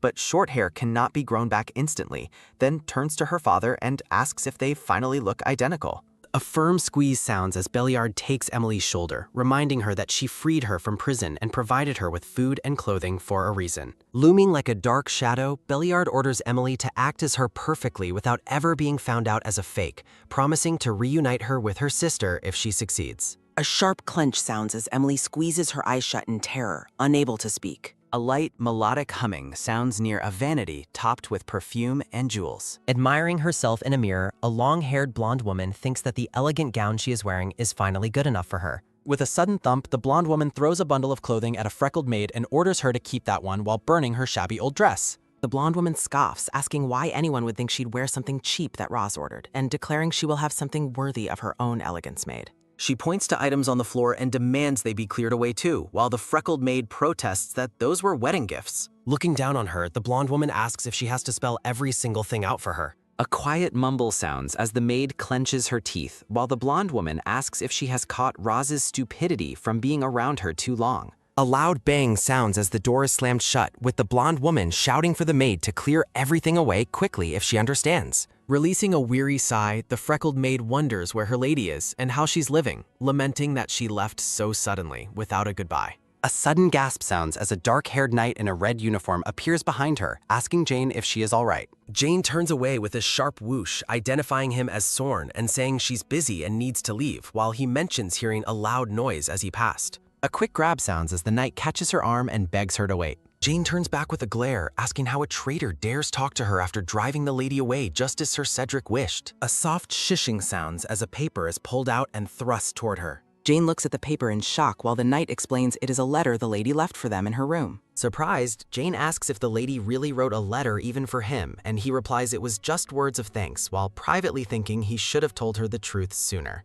Against a vibrant pink background, a heavy thud sounds as the knight wonders if he realizes how much he betrayed someone who trusted him so deeply. A memory shows the pink-haired Roz walking happily with her servants, while a bubble notes that the lady always cared for them sincerely. Clinging to the paper, the knight explains that he hid the letter so no one would destroy it, wanting to give it to her himself. Looking at him with wide, tearful eyes, Jane hears him say he would have done it even if it meant she only looked at him with resentment. Turning away, the dark-haired knight simply says that is all. A sudden, heavy sob sounds as Jane clutches the letter to her face, crying out for her lady and wondering what she should do.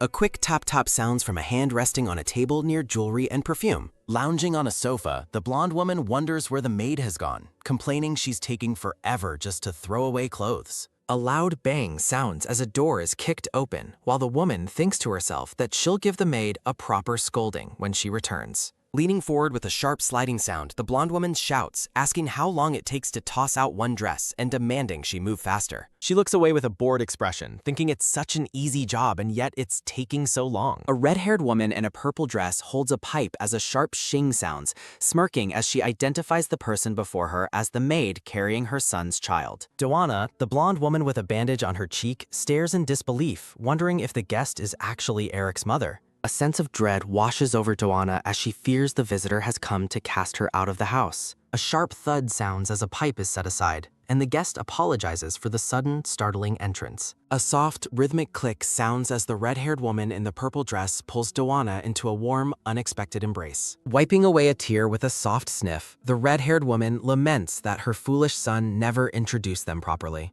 Amidst a background of blooming roses, the red-haired woman asks for understanding, while Doana hesitantly accepts her as her new mother. Within the grand study, the red-haired woman formally declares her intention to offer a proper greeting. A sudden bow sounds as Doana introduces herself to the room, while the dark-haired Count Eric watches from the sofa with a skeptical gaze. A light, mocking laugh sounds as the red-haired woman tells Doana there is no need for such stiff formality between them. Releasing a heavy, weary sigh, Eric admits he cannot stand the sight of the two of them acting so close. Eric looks at his mother with sharp suspicion, demanding to know what kind of scheme she is plotting this time. The red-haired woman feigns offense, claiming she is merely thrilled about a grandchild, though Eric notes her lack of enthusiasm during Ross's pregnancy. Touching the bandage on Doana's face with a soft pat, the mother asks how her lovely face was injured and if she was in a fight. Doana leans away with a soft, mournful sniff, preparing to tell a deceitful story about how Roz treated her. In a falsified memory, Doana portrays herself as a victim of a vengeful Roz, prompting a shocked reaction from Eric's mother.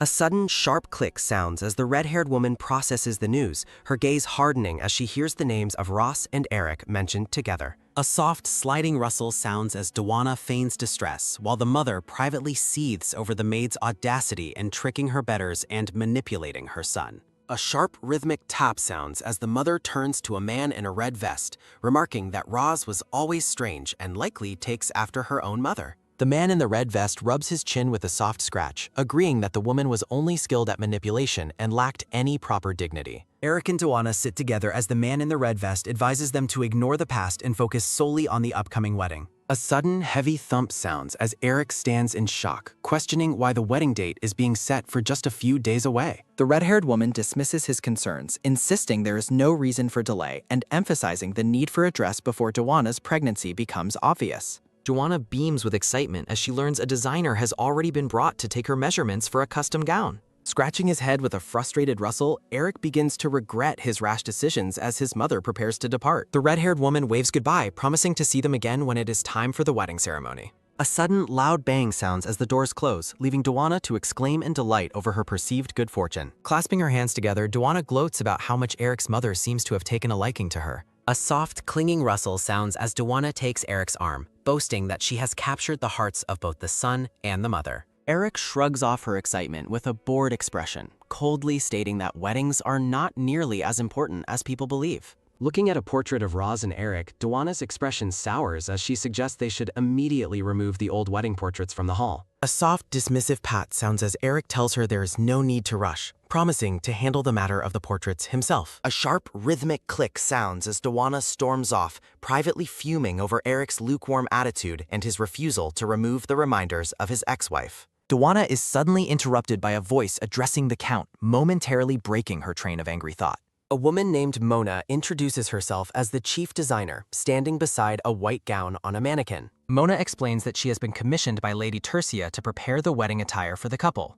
Inspecting the dress with a soft rustle, Doana rudely remarks that the design looks far too plain for someone of a chief designer's status. Doana demands a more dazzling gown, arrogantly reminding the designer that she is meant to be the star of the ceremony. A sharp tearing sound reflects the designer's internal fury as she wonders how a lowly maid dares to lecture her on fashion. A narrative bubble emphasizes Doana's belief that a wedding should be as excessive and grand as possible. Framed by flowers, Doana orders the designer to create the most splendid and glittering gown imaginable. A cold, triumphant smirk crosses Dawana's face as she declares that her gown must be incomparable to anything Eric's ex-wife ever wore. The scene shifts to the Serviata estate a few days later, where a quiet murmur questions what has been brought back to the house. Walking down the hall, Roz asks what is happening so early in the morning that has everyone so worked up. A man with a beard explains that he felt compelled to accept an invitation because the atmosphere among the staff was so incredibly awkward. Roz notices him hiding something and realizes he has no intention of telling her what he is actually holding. Catching a glimpse of the document, Roz's heart sinks as she recognizes the crest belonging to Eric's wedding invitation. A sharp, rhythmic click sounds as Roz turns to leave, stoically claiming she already knew about the remarriage and is perfectly fine. A sudden, quick grab sounds as a hand reaches out to take the invitation, demanding a moment to see it properly. A soft, rustling flip sounds as Roz reads the paper, surprised by the rushed timing and concluding it must be due to Dawana's pregnancy. A sudden, sharp gasp sounds as Roz's eyes widen in shock at an unexpected detail revealed within the invitation. Staring at the invitation, Roz is stunned to realize that the bride's name is not Dawana. Within the grand study, a voice asks if the wedding is proceeding without any complications. Fanning herself with an elegant flourish, the red-haired woman confirms she has handled every detail herself. A sudden, urgent tap-tap-tap sounds as a servant interrupts Cedric and the red-haired woman with news of a disaster. The eye-patch-wearing man explains that Sir Cern has been asking questions about a successor for Lord Gwen. Stunned by the claim, the eye-patch-wearing man demands to know the meaning of such nonsense. Eric enters the room and stoically admits that he was the one who personally expelled Gwen from the household. A loud bang sounds as a cane strikes the floor, while Cedric rages at Eric for casting out a loyal servant. Cedric demands his son be brought to him immediately, only for Eric to question why he is being summoned yet again. A narrative bubble reflects on the 3 years that have passed since the title was handed over to Eric. Pointing an accusing finger, Cedric shouts that Eric has not once satisfied him during his time as the head of the family. A soft, dismissive tisk sounds as Eric clenches his jaw in visible frustration at his father's words. Eric stands and demands to know why his father is causing another scene over the dismissal of Gwen. While Eric insists he had a valid reason for the dismissal, Cedric dismisses the excuse as being based on something petty. A memory depicts Gwen's 3 decades of devotion, while Cedric warns that even a fool should listen to wiser men. A heavy, thunderous thump sounds as Cedric slams his hand down, ordering Eric to take responsibility and bring Gwen back. Eric remains defiant, coldly informing his father that he will marry the person he has chosen for himself. Amidst a background of blooming roses, Eric holds Dawana close while declaring that her status will not matter once she is Countess. A sharp whistling snap sounds as Cedric throws a letter, refusing to ever accept the woman as his daughter-in-law. Eric stands in shocked silence as his father commands him to marry the youngest daughter of Marquis Dickar instead. The scene concludes with a formal transition. A sharp, grinding crack sounds as Eric grit his teeth in a display of mounting fury. Eric shouts back at his father, asserting his authority as Count and declaring his own house decisions final. Cedric steps forward with a sharp sliding sound, mockingly dismissing Eric's wedding plans as mere doll playing. A sudden violent crack sounds as a heavy tray is thrown across the room, striking the defiant Eric. Clutching his bleeding forehead, Eric hears his father claim he has been spoiled into arrogance. A dark, oppressive aura fills the room as a memory of a child being dragged to a basement for re-education surfaces. With blood running down his face, Eric looks on in terror as the mention of the basement triggers a traumatic memory. Eric stumbles away, the weight of the past and the current conflict leaving him physically and emotionally shaken. Clinging to a cane with a sharp sliding sound, the bleeding Eric resolves that he can never return to that horrible place. A sudden, sharp shout of Eric's name echoes through the dark and tense room. A sudden, sharp crash sounds as a ceramic teacup shatters against the floor. With a soft, rhythmic click-clack of her heels, the red-haired woman approaches a girl kneeling on the floor. Firmly grabbing the girl, the mother threatens the red-haired girl and her brother with a quiet disappearance if she fails to perform her role. A soft, rustling crunch sounds as a hand tightly bunches the fabric of a dress in silent distress. Looking down with a cold smile, the mother orders Emily to forget her past and become the perfect Belriar. Emily agrees to the deceitful plan, promising to ensure her true identity is never discovered for her brother's sake. A soft, satisfied rustle sounds as the red-haired woman expresses her pleasure at the girl's cooperation. Holding Emily's hands, the woman encourages her to try again, labeling her the star of the upcoming wedding. A narrative bubble reflects the mother's promise to transform the girl into an elegant and glamorous bride.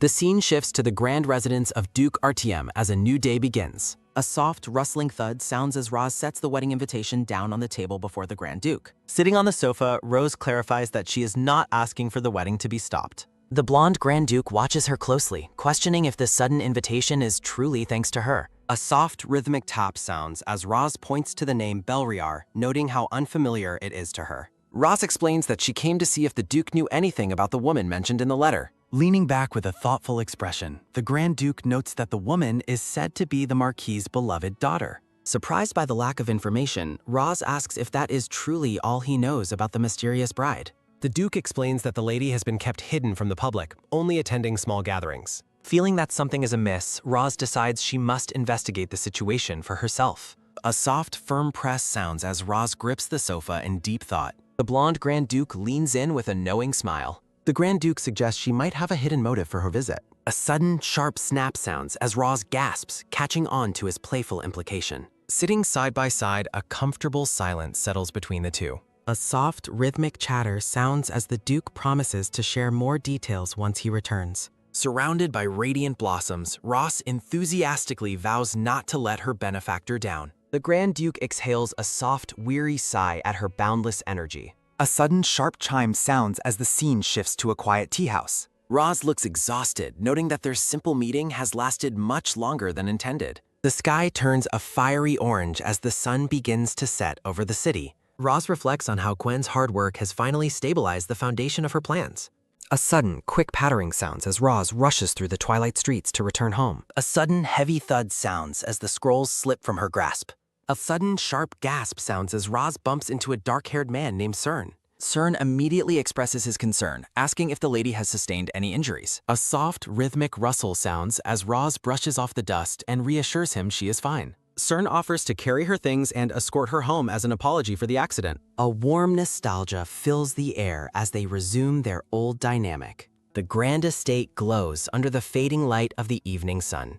Walking together, Cern admits he was surprised by her warm welcome after her sudden departure. Roz sheepishly apologizes for leaving under such grim circumstances. A sudden, sharp flinch sounds as Roz asks if Cern and Jane are still doing well. Cern worries that Roz still doesn't know he is currently working for Cedric. Looking away, Cern confesses that he has made a mistake regarding Jane. Cern explains that he is patiently waiting for Jane to be ready to see him again. Roz questions if simply waiting is the best approach for his situation. A sudden, sharp tap sounds as Roz tries to lift his spirits with an encouraging pat. A soft, appreciative nod sounds as Cern acknowledges her genuine kindness. A sudden, sharp startle sounds as Cern mentions his plan to see Jane at Eric's wedding. Roz clarifies that she is completely indifferent toward her ex-husband's remarriage. A feeling of relief washes over her as she moves on from the past.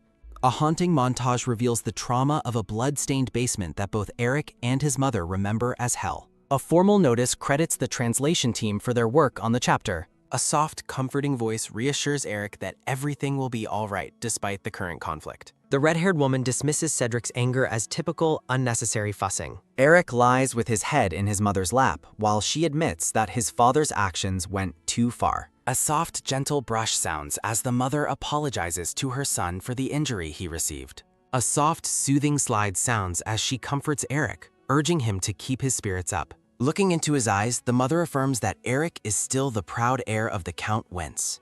A sharp, satisfied smirk sounds as the mother tells Eric to focus only on the upcoming wedding. A grand chandelier hangs above as the final seating arrangements for the wedding are discussed. The Grand Duke kindly asks if there is anything he can do to lighten her burden. The Grand Duke urges Roz to ask for help while she privately wonders about her own emotions. Haunted by thoughts of the wedding, Roz recalls the cruel treatment she endured from Dawana and Geyeru.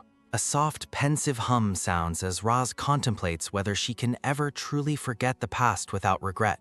The Grand Duke notices her lack of focus and asks if something is bothering her. A sudden, tight tightening sounds as Roz grips her dress, admitting the wedding is on her mind. Rose explains that she wants to see Dawana with her own eyes to finally put her bitterness to rest. The blonde Grand Duke informs Rose that she absolutely must attend the wedding. A sudden, sharp startle sounds as the pink-haired Roz looks on in stunned silence. Firmly placing his hand on the table, the Grand Duke declares that he will accompany her to the event. He urges her to hurry, mentioning they need to make a stop along the way while Ross reacts with utter confusion. A brown-haired woman warmly welcomes the Grand Duke to a boutique filled with elegant wedding attire. Roz is awestruck by the sheer size and luxury of the establishment. Leaning in close, the blonde Grand Duke whispers something to the flustered pink-haired woman. The shopkeeper asks if they should begin preparing Ross, while the girl worries if 30 minutes will be enough time. With an apologetic smile, the woman explains that 2 hours are required for a full transformation, including hair and makeup. Roz realizes that their timeline is incredibly tight. A sudden booming shout echoes through the shop, startling the employees. Orders are barked to gather every employee and present every dress in the collection immediately. A soft, rhythmic click-clack sounds as the shopkeeper leads the pair further into the boutique. Roz worries that being seen together will spark rumors, but the Duke remains indifferent to public gossip. Looking at her seriously, the Grand Duke admits that his only concern is for her well-being. A warm, heartfelt emotion swells within Roz at his unexpected display of care. A soft, rhythmic click-clack of heels sounds as the staff members approach. Surrounded by blooming flowers and luxury items, the team vows to make Ross look perfect for the occasion. The shopkeeper escorts Roz away while the Grand Duke waves and promises they will reunite shortly. The blonde man waits patiently with a soft, knowing smile on his face. A narrative transition shifts the scene to the Serviat estate as it appeared 12 years in the past. A young blonde boy looks on with a cold, distant expression while a pink-haired girl stands nearby.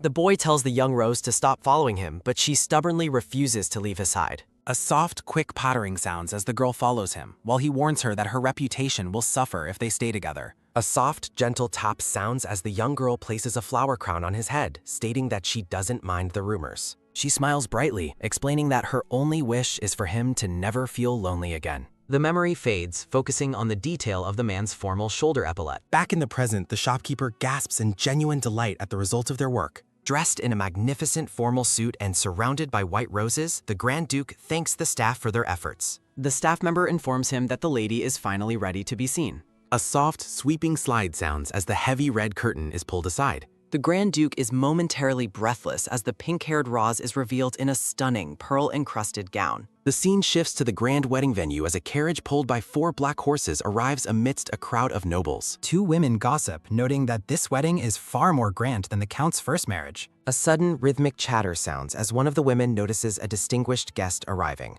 The crowd is shocked to see Grand Duke RTM, noting that he has brought a companion with him. A soft, rhythmic click-clack sounds as a woman in a white dress steps down from the carriage. Ross Serviat makes a radiant entrance on the arm of the Grand Duke, stunning the onlookers. A sudden, sharp murmur ripples through the guests as they recognize the Count's former wife attending with his rival. Inside, a blonde woman is being dressed by her maid while reflecting on how this news will shock high society. A sudden, sharp snap sounds as a pearl necklace breaks, scattering beads across the floor. Frustrated, the blonde woman rants about being made to look like a fool by someone she trusted. Hearing a noise, she spins around and demands to know who has entered the room. A soft, rhythmic click-clack sounds as Roz and the Grand Duke enter, with Roz coolly stating she was invited. The blonde woman mockingly asks where Ross found an invitation and if she is regretting the divorce. Rose remains composed as the other woman asks if she came to try and rekindle old feelings. Rose holds out a sealed letter, while the blonde woman questions her true motives for being there. A sudden, sharp snap sounds as the blonde woman grabs the letter, demanding to know what it is. The blonde woman recoils in shock as a dark, oppressive aura fills the room. Shouting in a fit of rage, the blonde woman accuses Roz of pulling a cruel prank on her wedding day as the papers fall. The blonde woman mocks Roz for hiring escorts and bringing what she believes is a fake wedding invitation. Roz calmly suggests that the blonde woman should visit the actual bride's waiting room to see the truth for herself. The blonde woman is left in stunned silence by the suggestion. Scattered jewelry and papers highlight the narrative's criticism of the blonde woman's cheap appearance. The narration questions why the bride was left with so few attendants. Shouting for them to move, the blonde woman tries to force her way past the pair. Panic sets in as the blonde woman desperately calls for Noak. She suddenly freezes in her tracks. A soft, rhythmic shh sounds as a red-haired woman in a grand wedding dress is revealed standing with Eric. The blonde woman is horrified to realize Ross might have been telling the truth. The red-haired bride calmly inquires about the source of the noise. A sudden tightening sounds as the blonde woman's world crumbles, being reduced to a mere temporary associate. Memories reveal how the red-haired woman supposedly gained the approval of the Count's previous wife. The red-haired bride looms over the collapsed woman, noting her new, heavy responsibilities as the house's mistress. A soft, rhythmic click-clack sounds as the scene shifts through the grand hall. Narrative text dismisses the situation as a blatant lie. The blonde woman clings to her denial, certain Eric is unaware of the bride switch. The narrative mocks her belief in a love that was never real. Grand Duke Artyom points out that Eric is a man who easily abandons those closest to him. In a fit of rage, the blonde woman demands the lowly interlopers be silent. Eric arrives on the scene, catching the blonde woman's attention immediately. Roz stares back at him with cold indifference. The blonde woman immediately plays the victim, accusing the others of insulting her in front of Eric. Ignoring the blonde woman, Eric compliments Ross on her impressive appearance. Eric leans in close, admitting that this look is exactly what he prefers. Eric touches her hair, musing that they might still be married if she had always looked this way. Roz mentally scoffs at his arrogance, wondering if he really thinks she still cares. Grand Duke Artyom steps in, telling Eric his behavior is repulsive and misplaced. Eric dismissively claims he is merely greeting his former wife. Artyom retorts that any unwanted attention is nothing more than an insult. Firmly standing his ground, the blonde Grand Duke warns Eric that Roz is not his plaything. Doana continues her accusations, begging Eric to see through what she claims are Roz's lies. Eric turns a cold shoulder to Doana, stating the choice of bride was always consistent. Shocked by the betrayal, Doana asks how he could do such a thing. A sudden, sharp grab sounds as Doana desperately brings up the matter of their child. Eric remains focused on the child's utility as a rightful heir to his house. A sudden, sharp slap sounds as Eric forces her hand away, telling her to control herself. Eric cruelly reminds her that she was never a candidate for marriage regardless of the child. Doana is speechless as Grand Duke Artyom tells her to stop. Eric casts a sideways glance toward Pethers. The Grand Duke secretly plots to isolate Ross from this chaotic scene. Eric lets out a tense, awkward cough. Eric suggests they move to a more private location to discuss things properly. Eric insists on speaking with Roz alone, wanting to return to their old dynamic. A sudden, sharp squeeze sounds as Ross grips Artyom's sleeve, rejecting Eric's proposal. Roz tells Eric directly that she never wants to see either of them again. A sudden, quick pattering sounds as they walk away, leaving a desperate Eric behind. A sudden, sharp gasp sounds as Doana refuses to let Eric go until she has answers. A soft, rhythmic click-clack sounds as Roz and the Duke depart the hall. The Grand Duke gently asks if Roz is content with leaving the situation as it is. Ross finds the forced apology meaningless, leading Jane to ask if she's doing okay. In their small forms, the Grand Duke finds being called lowly a novel experience, while Ross pouts nearby. When the Grand Duke asks if she feels relieved, Roz admits that the moment wasn't as satisfying as she expected. Roz reflects on how Eric and Doana have remained consistently bothersome throughout their history. She wishes they would simply stay together and leave everyone else alone. The priest continues the ceremony, announcing that Count Wentz will take Lady Belliart as his wife. Eric stands silently at the altar with his new red-haired bride, Lady Belliart. Lady Belliart calls out Eric's name, prompting a pause in the ceremony. The guests begin to whisper, confused by Eric's sudden lack of response. The Marquis expresses his frustration, believing it would have been a disaster to let the Count marry into their family. Doana's family panics, demanding Eric answer the priest and finish the vows. Eric remains in a daze, unable to understand the sudden and drastic change in Ross's behavior. Eric recalls how Roz was once eager to please him, wondering how she transformed in an instant. He concludes that the Grand Duke must have lured Roz away from him. A sudden, sharp squeeze sounds as Lady Belliart grips Eric's arm to refocus him. Lady Belliart reminds him that this marriage is an extremely important matter for both of them. The couple stands together, though the tension between them is evident to everyone watching. Eric finally utters his vows, swearing his commitment before the witnesses. The scene shifts to the grand exterior of the estate as a new day begins. Lady Belliart, now the mistress of the house, walks through the grounds with a stern expression. She sighs with relief, considering the wedding a success despite the initial mess. A soft, rhythmic click-clock sounds as she notes that the household hasn't noticed anything unusual yet. She enters a room to find Doana and Eric together, interrupting their private moment. Doana cheerfully announces her plan to join the honeymoon trip, addressing Lady Belliart as her sister. Jane explains to Roz how Doana invited herself on the trip because of her pregnancy. Ross is completely dumbfounded by the sheer audacity of Doana's request. Jane confirms that the trio ended up departing for the south together in a single carriage. Roz reflects on the trio situation, thinking about how incredibly shameless Eric's mistress has become.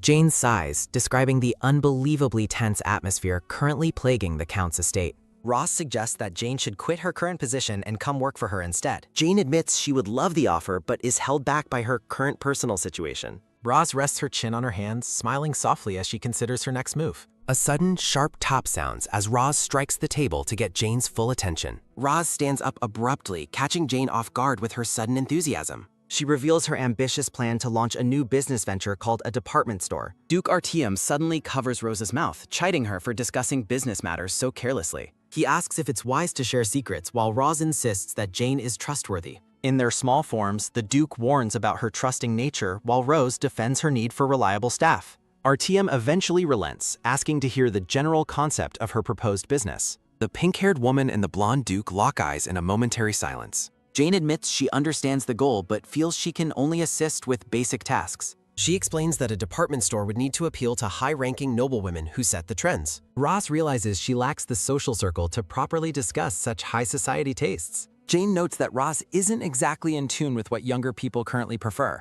A sudden, sharp clap sounds as the Grand Duke brings the conversation to a halt. He decides that he will introduce Roz to Princess Diana to help her business. Roz is stunned by the offer, while Jane looks on with excitement at the potential connection. Rose's eyes light up as she realizes this is the exact breakthrough she needed. The narration details how Princess Diana's influence at the Imperial Palace dictates all fashion and trends. Overwhelmed with gratitude, Ross exclaims that the Grand Duke is a genius. Grand Duke Artyom offers his full support as an investor and praises the princess's intelligence. Ross expresses that simply meeting the princess would be a monumental honor. As the pair continues their conversation, Jane watches from behind with a growing sense of unease. Jane recalls a specific event involving Lord Cedric that matches the current conversation. Visions reveal a plot to assassinate the princess during her birthday toast using a sabotage chalice. The plan aims to frame the Duke for the princess's certain collapse. Jane approaches Ross and urgently requests a moment of her con. Roz warmly welcomes Jane to speak her mind without hesitation. Jane insists that the information must be shared in absolute privacy. Jane emphasizes the extreme importance of the matter she needs to discuss. Ross looks on in silent confusion at Jane's intense behavior. Roz asks the Grand Duke to step away for a moment to accommodate Jane. A sudden, sharp crash sounds as a teacup shatters on the floor. Roz is horrified by the cruelty of the plot targeting the princess and the Duke. Ross is struck by a sudden, chilling realization. Grabbing Jane, Ross asks who else is aware of this and checks if she is safe. Jane clarifies that she is fine and that she discovered the secret on her home. Jane intends to warn the Duke but expresses her wish for Roz to distance herself from him. Jane reflects on the tragedies of the past and warns Roz of the looming danger. Memories surface regarding the auction and the significance of the Tear of Luna. Jane pleads with Ross to avoid getting caught in any further dangerous situations. Ross acknowledges that Jane's concerns for her safety are entirely justified. Roz expresses her desire to be remembered for her business success rather than her past marriage. Roz stands with newfound determination among the flowers. Jane commits to preparing even more thoroughly for the upcoming banquet. Jane informs Roz that it is finally time to close the shop for the day. Jane asks Roz to make a single, solemn promise before they part. Jane vows to stand by Roz regardless of the decision she makes. Jane prays for Rose's safe return and promises to wait for her. A soft, rhythmic click-clack sounds as Jane walks alone, reflecting on her deep bond with Ross. A soft, rhythmic click-clack sounds as Jane asks for a promise in return. Lord Sorn warns Jane that their knowledge must remain a complete secret. Cern insists that no one can ever find out that Jane knows the truth. A sudden, sharp grab sounds as a hand covers Jane's mouth from behind. Jane's hat falls to the ground as a silent prayer is made for her safety. The scene shifts as the night grows quiet and dark. A soft, rhythmic shh sounds as Serene tells Jane to remain silent. Jane struggles against the hold and finally breaks free. Jane angrily asks Cerny if he has lost his mind. Jane scolds both Cerne and herself for their collective carelessness. Jane calls Lord Cern a coward for his ongoing behavior. Jane challenges him to change his ways and stop hiding in the shadows of his mistakes. Cern is moved to tears by the weight of Jane's words. Cern looks at Jane and admits that she is entirely correct. Cern reflects on his past mistakes and his blind obedience to Lord Cedric's orders. Cern attempts to explain his motivations despite his deep regret. Cern confesses that his actions were driven by a fear of losing his remaining family. Memories shift to over 10 years ago as a child calls for his mother. A younger Serene celebrates a small victory with a joyful shout. Young Cern brings a bouquet of flowers to his mother's bedside. In a past memory, Lord Cern reflects on a time when his mother's presence brought him happiness despite their poverty, before a sudden, sharp coughing sound signals the start of her tragic decline. He recalls the terror of being left alone as the day he dreaded finally arrived. A soft, rhythmic pattering sounds as the boy kneels beside his mother's covered body in the rain, lamenting that his prayers went unanswered. The soft, rhythmic splash sounds as a man approaches the grieving boy in the cemetery. The man in the top hat stares down at him, questioning if he is indeed Rebecca's child. Looking at the boy, the man admits that he initially doubted the letter, but now sees an undeniable resemblance to the boy's mother. Cerne admits that despite the man's late arrival, he viewed his father as his final hope for survival. When the man turns to leave, the boy desperately pleads for him to stay. A sudden, sharp grab sounds as Cern clings to the man, swearing he will do anything as long as he isn't abandoned. The young boy's gaze is filled with a desperate intensity as he realizes this man is his only remaining family. While the silver-haired man is appalled by the child's boldness, Cern's father silences him and finally agrees to take the boy with them. Back in the present, Jane is visibly shaken by the tragic details of the story she has just heard. Cern takes Jane's hands, explaining that he felt a need to be completely honest with her because of her genuine kindness. He gazes at her with a soft expression, promising to do whatever is necessary to protect her. A light, airy laugh sounds as Jane reacts to Sorna's intense declaration. As the evening deepens, Sermen suggests they conclude their conversation and head home. The scene shifts to the estate, where a voice from above calls out to observe two figures walking below. From a balcony, the nanny scolds Lady Belliart for the lack of discipline in the mansion, citing the servants' laziness as proof. Lady Belliart offers a gentle smile, suggesting that everyone needs a bit of leniency and room to breathe. A close-up of the red-haired woman reveals her sudden, sharp intake of breath as the nanny addresses her directly. The nanny warns that the servants' behavior is a direct reflection of their lack of respect for her authority. She forces Lady Belliart to reflect on the fact that the Count has not sought her out once since their wedding. Lady Belliart looks down at her hands, acknowledging that Dewana's constant interference has ruined every chance she had. The nanny explains that the servants are the first to notice the true hierarchy within the household. She asserts that the Count's lack of affection for her brings shame upon both her family and her status as the mistress of the house. Distressed, Lady Belliart insists that she is genuinely trying her hardest to manage the situation. The nanny remains skeptical, noting how Dewana continues to disrupt the order of the estate. She suggests that they must firmly establish the hierarchy, even if it requires involving the Marquis to resolve the issue permanently. Terrified by the implication, Lady Belliart begs to avoid any talk of violence while promising to do her best. The nanny relents for the moment, but leans in to give one final, stern piece of advice. She warns that Lady Belliart must harden her heart if she ever hopes to see her younger sister again. The red-haired woman stands trembling under the nanny's oppressive and calculating gaze. A dark atmosphere surrounds the final command for the lady to do her absolute utmost. A soft, rhythmic rustle sounds as a voice calls out into the bright garden, looking for the Count. The blonde mistress searches the grounds, certain that she heard he was nearby. She eventually finds Eric and Lady Belliart sitting together at a tea table under the trees. Dewana joins them, cheerfully expressing her desire to go on another trip after her enjoyable time in the south. Eric questions if it would be more prudent for her to stay at the manor and rest. Dewana scoffs at the suggestion, asking if he is worried that she might overexert herself and lose the child. A sudden, sharp step sounds as Dewana approaches the table with a cold look. She accuses the red-haired woman of secretly wishing for her to have a miscarriage. A soft, rhythmic click sounds as Lady Belliart sets down her cup, calmly stating that her concern is genuine. Standing up to face her, Lady Belliart reminds Dewana that the child is a member of the Count's family, regardless of the mother's low status. Dewana is overcome with a sudden, sharp shock as she reacts to the insult regarding her low birth. Lady Belliart declares that she only tolerated the disrespect out of mercy for Dewana's background, not because it was earned. She scolds the blonde woman for her lack of shame, noting that her poor upbringing is evident in her behavior. Dewana trembles with rage, insisting that the position of Countess was meant for her, while Eric watches the conflict with visible exhaustion. Eric lets out a long, weary sigh, finding the entire argument incredibly tiresome. He reflects on how their constant bickering has ruined the peaceful and warm life he originally desired. In his mind, he sees a vision of Roz and wonders why everything changed so drastically. Dewana insists that Eric must clarify the situation immediately. A soft, rhythmic click-clack sounds as Eric cuts her off and demands silence. Eric ignores the red-haired woman and warns Dewana to be more cautious in her behavior. As Eric walks away, Dewana screams after him, questioning whose fault this mess is. Dewana turns with a furious expression, convinced that everything is going wrong. A sudden, sharp splash sounds as Lady Belliard pours tea over Dewana's head, threatening her and the child's life.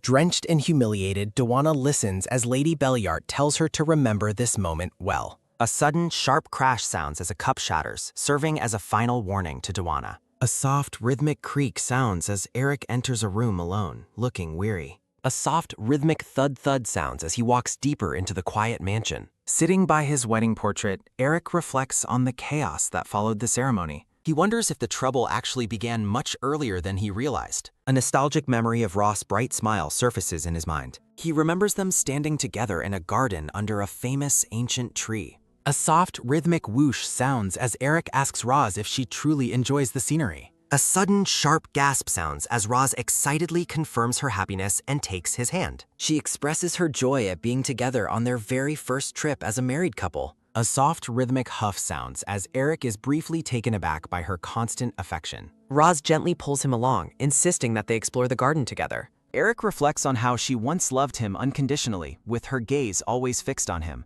A soft, rhythmic pot sounds as she guides his hand to a specific spot. Ross asks him to never forget the eternal vows they made at their wedding. She solemnly pledges to stay by his side regardless of the path they take. A soft, rhythmic rustle sounds as they stand together among the fallen petals. A sudden, sharp thud-thud sounds as Eric flinches at the bitter memory of his father's coldness. He concludes that nothing in life, especially love, is truly permanent. Eric expects Roz to be the first to divorce him once his usefulness has ended. He firmly rejects the idea that their relationship must end this way. Ross' voice echoes in his mind, telling him to focus on their current happiness. Eric sighs heavily, remembering her promise to never leave him. A look of cold realization crosses the black-haired man's face. He questions why he is sitting around feeling sorry for himself. A soft, rhythmic top-top sounds as he decides that Roz belongs to him. Eric orders a carriage, certain that Roz is only sulking and won't actually leave. His servant asks where they are going while Eric convinces himself of Roz's devotion. Eric declares they are going to the Serviette estate to find his wife. A sudden, sharp snip sounds as Roz is startled while trimming her flowers. Roz turns in confusion, demanding to know who has arrived at her home. A soft, rhythmic top-top sounds as she approaches the door, annoyed by the interruption. A sudden, sharp bang sounds as she bursts into the room to find Eric waiting. Roz is frustrated that Eric has the nerve to show up after their divorce. A soft, rhythmic huff sounds as Eric casually dismisses her anger at his unexpected visit. A sudden, sharp clatter sounds as Roz reacts to his dismissive attitude. Roz's eyes go wide as she notices a detail about Eric's hand. Eric smugly suggests that they should both head to bed together immediately. A soft, rhythmic swish sounds as Roz indignantly refuses his arrogant demand. Eric tells her to stop playing games and take the opportunity he is offering. A sudden, sharp gasp sounds as he asks if this isn't what she always wanted. Eric asks if her current behavior is just a ploy for his attention. A soft, rhythmic gasp sounds as Ross is left speechless by his total lack of awareness. Eric smiles smugly, convinced that Roz is still under his thumb despite her recent defiance. Roz hides her face in distress while Eric plots to coax her further into his control. A sudden, sharp thwack sounds as Roz finally lashes out in anger. Eric clutches his red cheek while Roz labels him despicable for appearing after his remarriage. Stunned by the forceful slap, Eric stares at Ross in utter, speechless disbelief. Eric demands to know if Roz is truly unfazed by his personal attempts to soothe her. Roz's eyes widen in confusion as Eric abruptly holds up 3 fingers before her face. Eric offers to let Roz be countess again if she returns to him within 3 years. He dismissively notes that things only became complicated because of her unfortunate miscarriage. Roz clenches her fist, horrified that he expects her to raise his mistress's unborn child. A sudden, loud bang sounds as a gunshot violently interrupts Eric's arrogant display. Terrified, Eric shouts at the person who dared to point a gun directly at him. Roz's father steps forward, coolly confirming that he is the one responsible for the shot. Holding a rifle, the brown-haired man declares he has reached his limit with Eric's presence. He roars at Eric to get out of his house immediately, calling him a scoundrel. Eric is forcibly ejected from the mansion, shouting that they have all gone completely mad. Eric stomps away, seething with rage at being treated like a common criminal. A soft, rhythmic rustle sounds as Eric discards his cloak in a fit of pique. Eric orders a nearby maid to tell Lady Belliart to prepare for his arrival later. With a dark look, Eric promises that Roz will regret her defiance very soon. He vows to make her come crawling back, consumed by her own blinding jealousy. Servants gossip about the new mistress while a soldier in a red uniform listens intently. The soldier ponders Dawana, reflecting on how she has recently turned away from him entirely. He recalls how Dawana used to seek him out constantly before her current schemes began. A memory surfaces of his secret affair with Dawana before she became Eric's mistress. Seeing an opportunity in the household's chaos, the soldier decides to visit Dawana's room. In her room, Dawana stares at the scar on her face with mounting frustration. She curses Roz, realizing that even makeup cannot hide the mark for much longer. Dawana reflects on how separating Eric from Lady Belliart was only the first step. She feels increasingly uneasy about Eric's cold and distant behavior toward her lately. A soft, rhythmic top-tap sounds as a knock interrupts Dawana's brooding. She swings the door open to find the soldier in the red uniform waiting. The soldier mocks her lack of caution as Dawana reacts with visible shock. Furious, Dawana demands to know why he is barging into her room uninvited. She insists that their past relationship is over and they have no more business together. The soldier gives a knowing, sinister smile as he prepares to deliver his news. He asks if she knows who has just entered the mistress's room, claiming it's good news.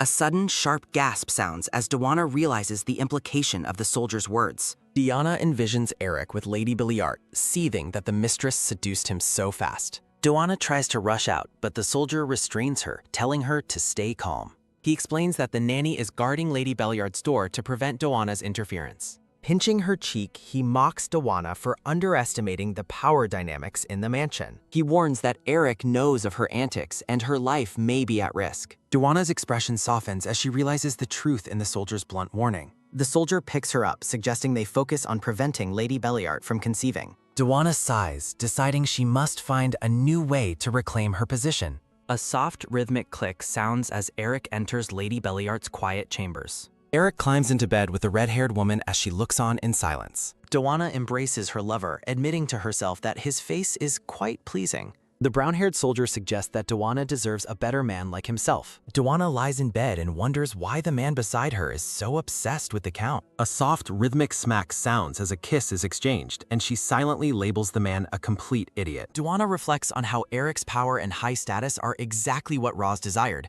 and she notes that a low-ranking knight could never hope to be by her side. She contemplates that she might still find a way to make good use of him. The brown-haired soldier tells her to stop killing the mood with her talk because it is unprofessional, while Deanna tells him to focus and mentally tells him to wait and see. With a smug look, Deanna vows that she will be the one who gets the last laugh in the end. Deanna blinks awake, noticing that her surroundings feel much warmer than usual today. She is startled to realize that the soldier is still lying in bed beside her. A sudden, sharp thud sounds from somewhere in the mansion. The soldier scratches his head and grumbles about why it is so noisy this early in the morning.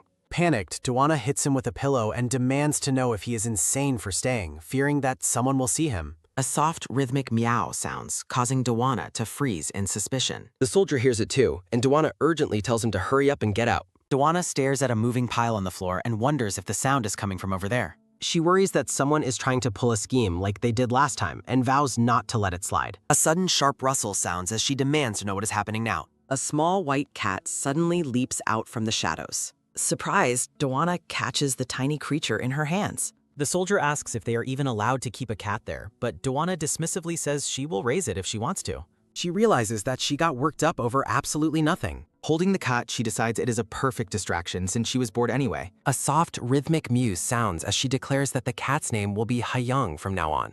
The scene shifts to the Grand Duke's residence, where stacks of books sit on the floor. A blonde man lies across a couch, resting after a long night of work. A soft, rhythmic top-top sounds as a knock alerts the golden-haired man. A red-haired man enters with a large dog, asking if His Grace spent the night there again and announcing a letter from Serviat. The blonde man sits up abruptly, questioning the news in surprise. The envelope is handed over to him. He observes that the letter is marked as urgent. He reflects on how Ross letters are usually only about business projects or gifts for banquets. The red-haired aide asks if he isn't focusing a bit too much on that matter lately, even considering his connection to the family. The blonde man remembers a memory of Ross and wonders who else goes around discussing business so casually. He admits that she is all he has been thinking about lately. He tells his aide that if his interest is that obvious, he will try to be less obvious about it. The red-haired man crosses his arms and tells him he should be focusing on finding the necklace instead. The aide watches him with a concerned expression. The blonde man rests his chin on his hand, lost in thought.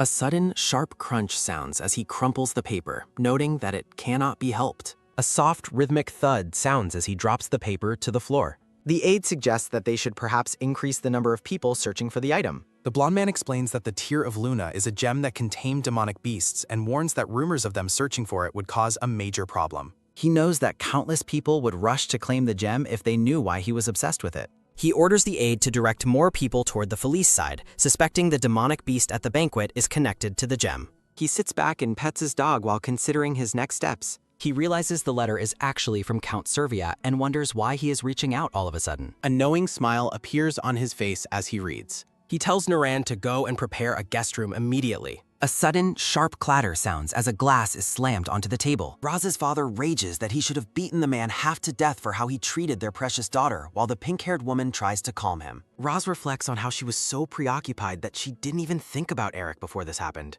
Damon looks troubled while the pink-haired mother stands beside him, observing his expression as he notes that she seems troubled. Close up on Roz's face as she admits she is just worried that her father might be hurt. Roz remembers laughing at Eric's wedding with the blonde Grand Duke Barrisar. Roz tells her parents she has no feelings for Eric anymore and is more worried about them. Damon says he is worried Eric will barge in whenever he feels like it and notes they cannot easily move. Damon leans in to whisper a suggestion to his wife, who reacts with visible shock.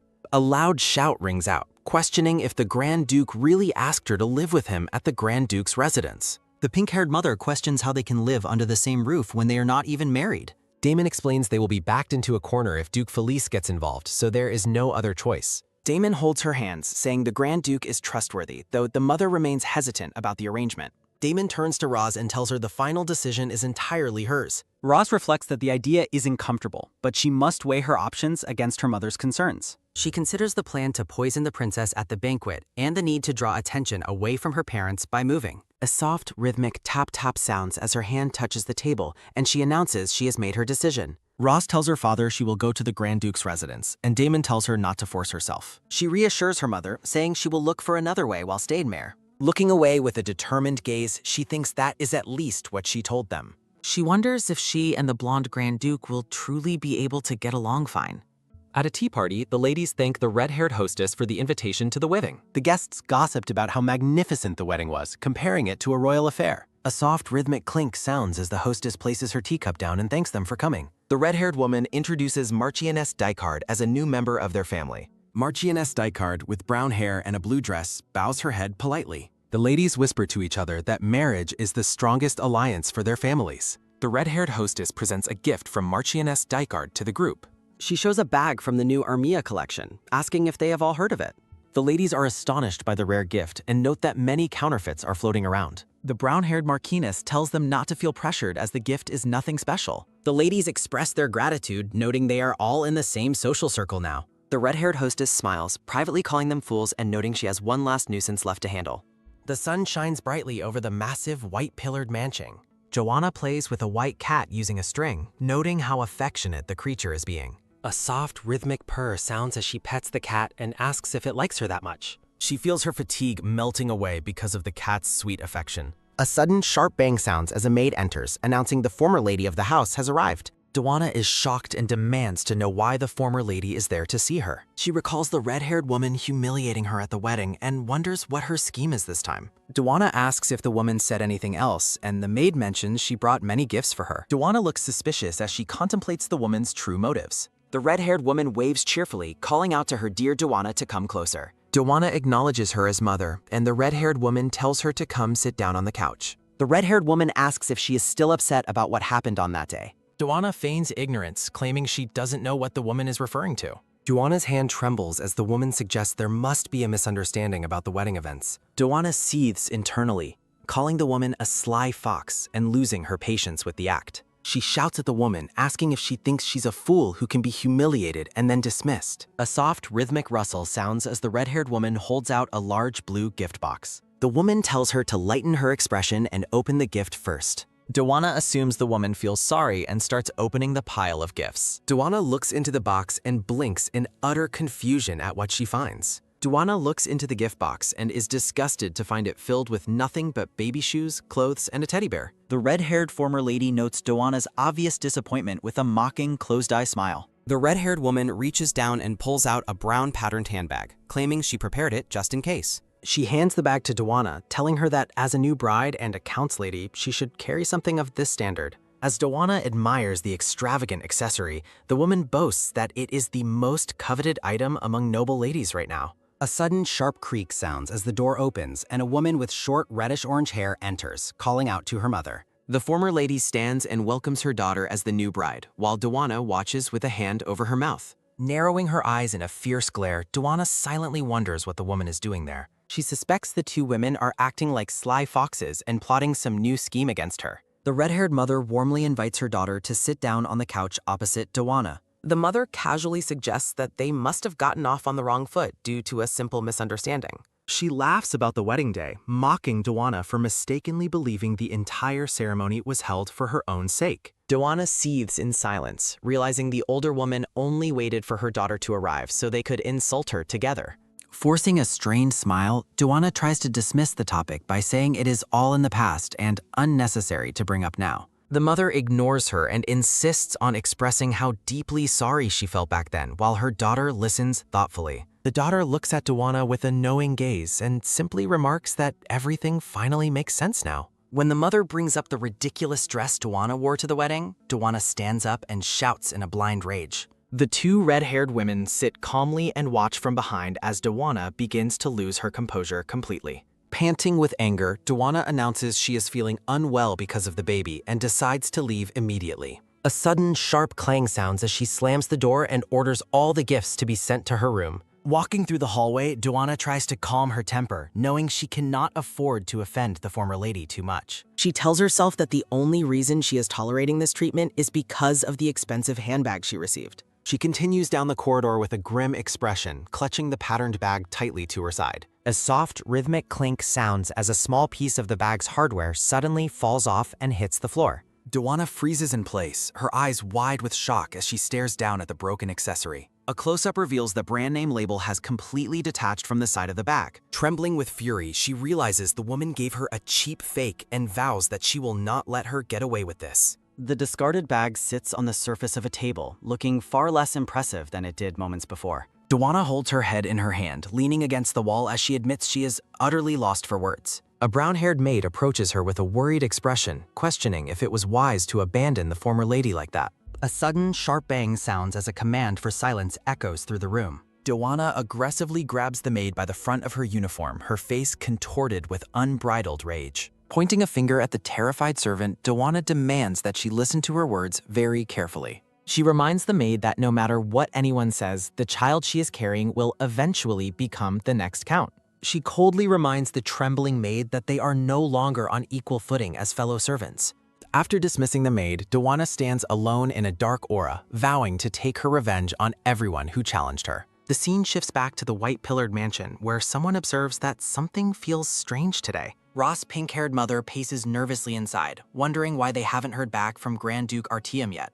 A soft, rhythmic top-top sounds as she decides to look for other options, but a servant suddenly rushes toward her. The butler announces breathlessly that a visitor has just arrived at the estate. A soft, rhythmic thud sounds as a pair of polished white shoes steps onto the marble floor. The blonde Grand Duke appears in the hallway, offering his sincere apologies for the sudden and unannounced visit. He bows slightly and explains that time was of the essence, while the mother tells him not to worry about the delay. She admits that they were the ones who made an unreasonable request and thanks him for coming all this way personally. Delighted by his presence, she tells him she will go and get Roz ready to leave right away. A soft, knowing smile spreads across the blonde man's face as he watches her go. Before she can leave, he stops her and expresses his desire for her to accompany them as well. A soft, rhythmic thud sounds as the carriage travels down a tree-lined path, with the Duke explaining he is taking all three of them.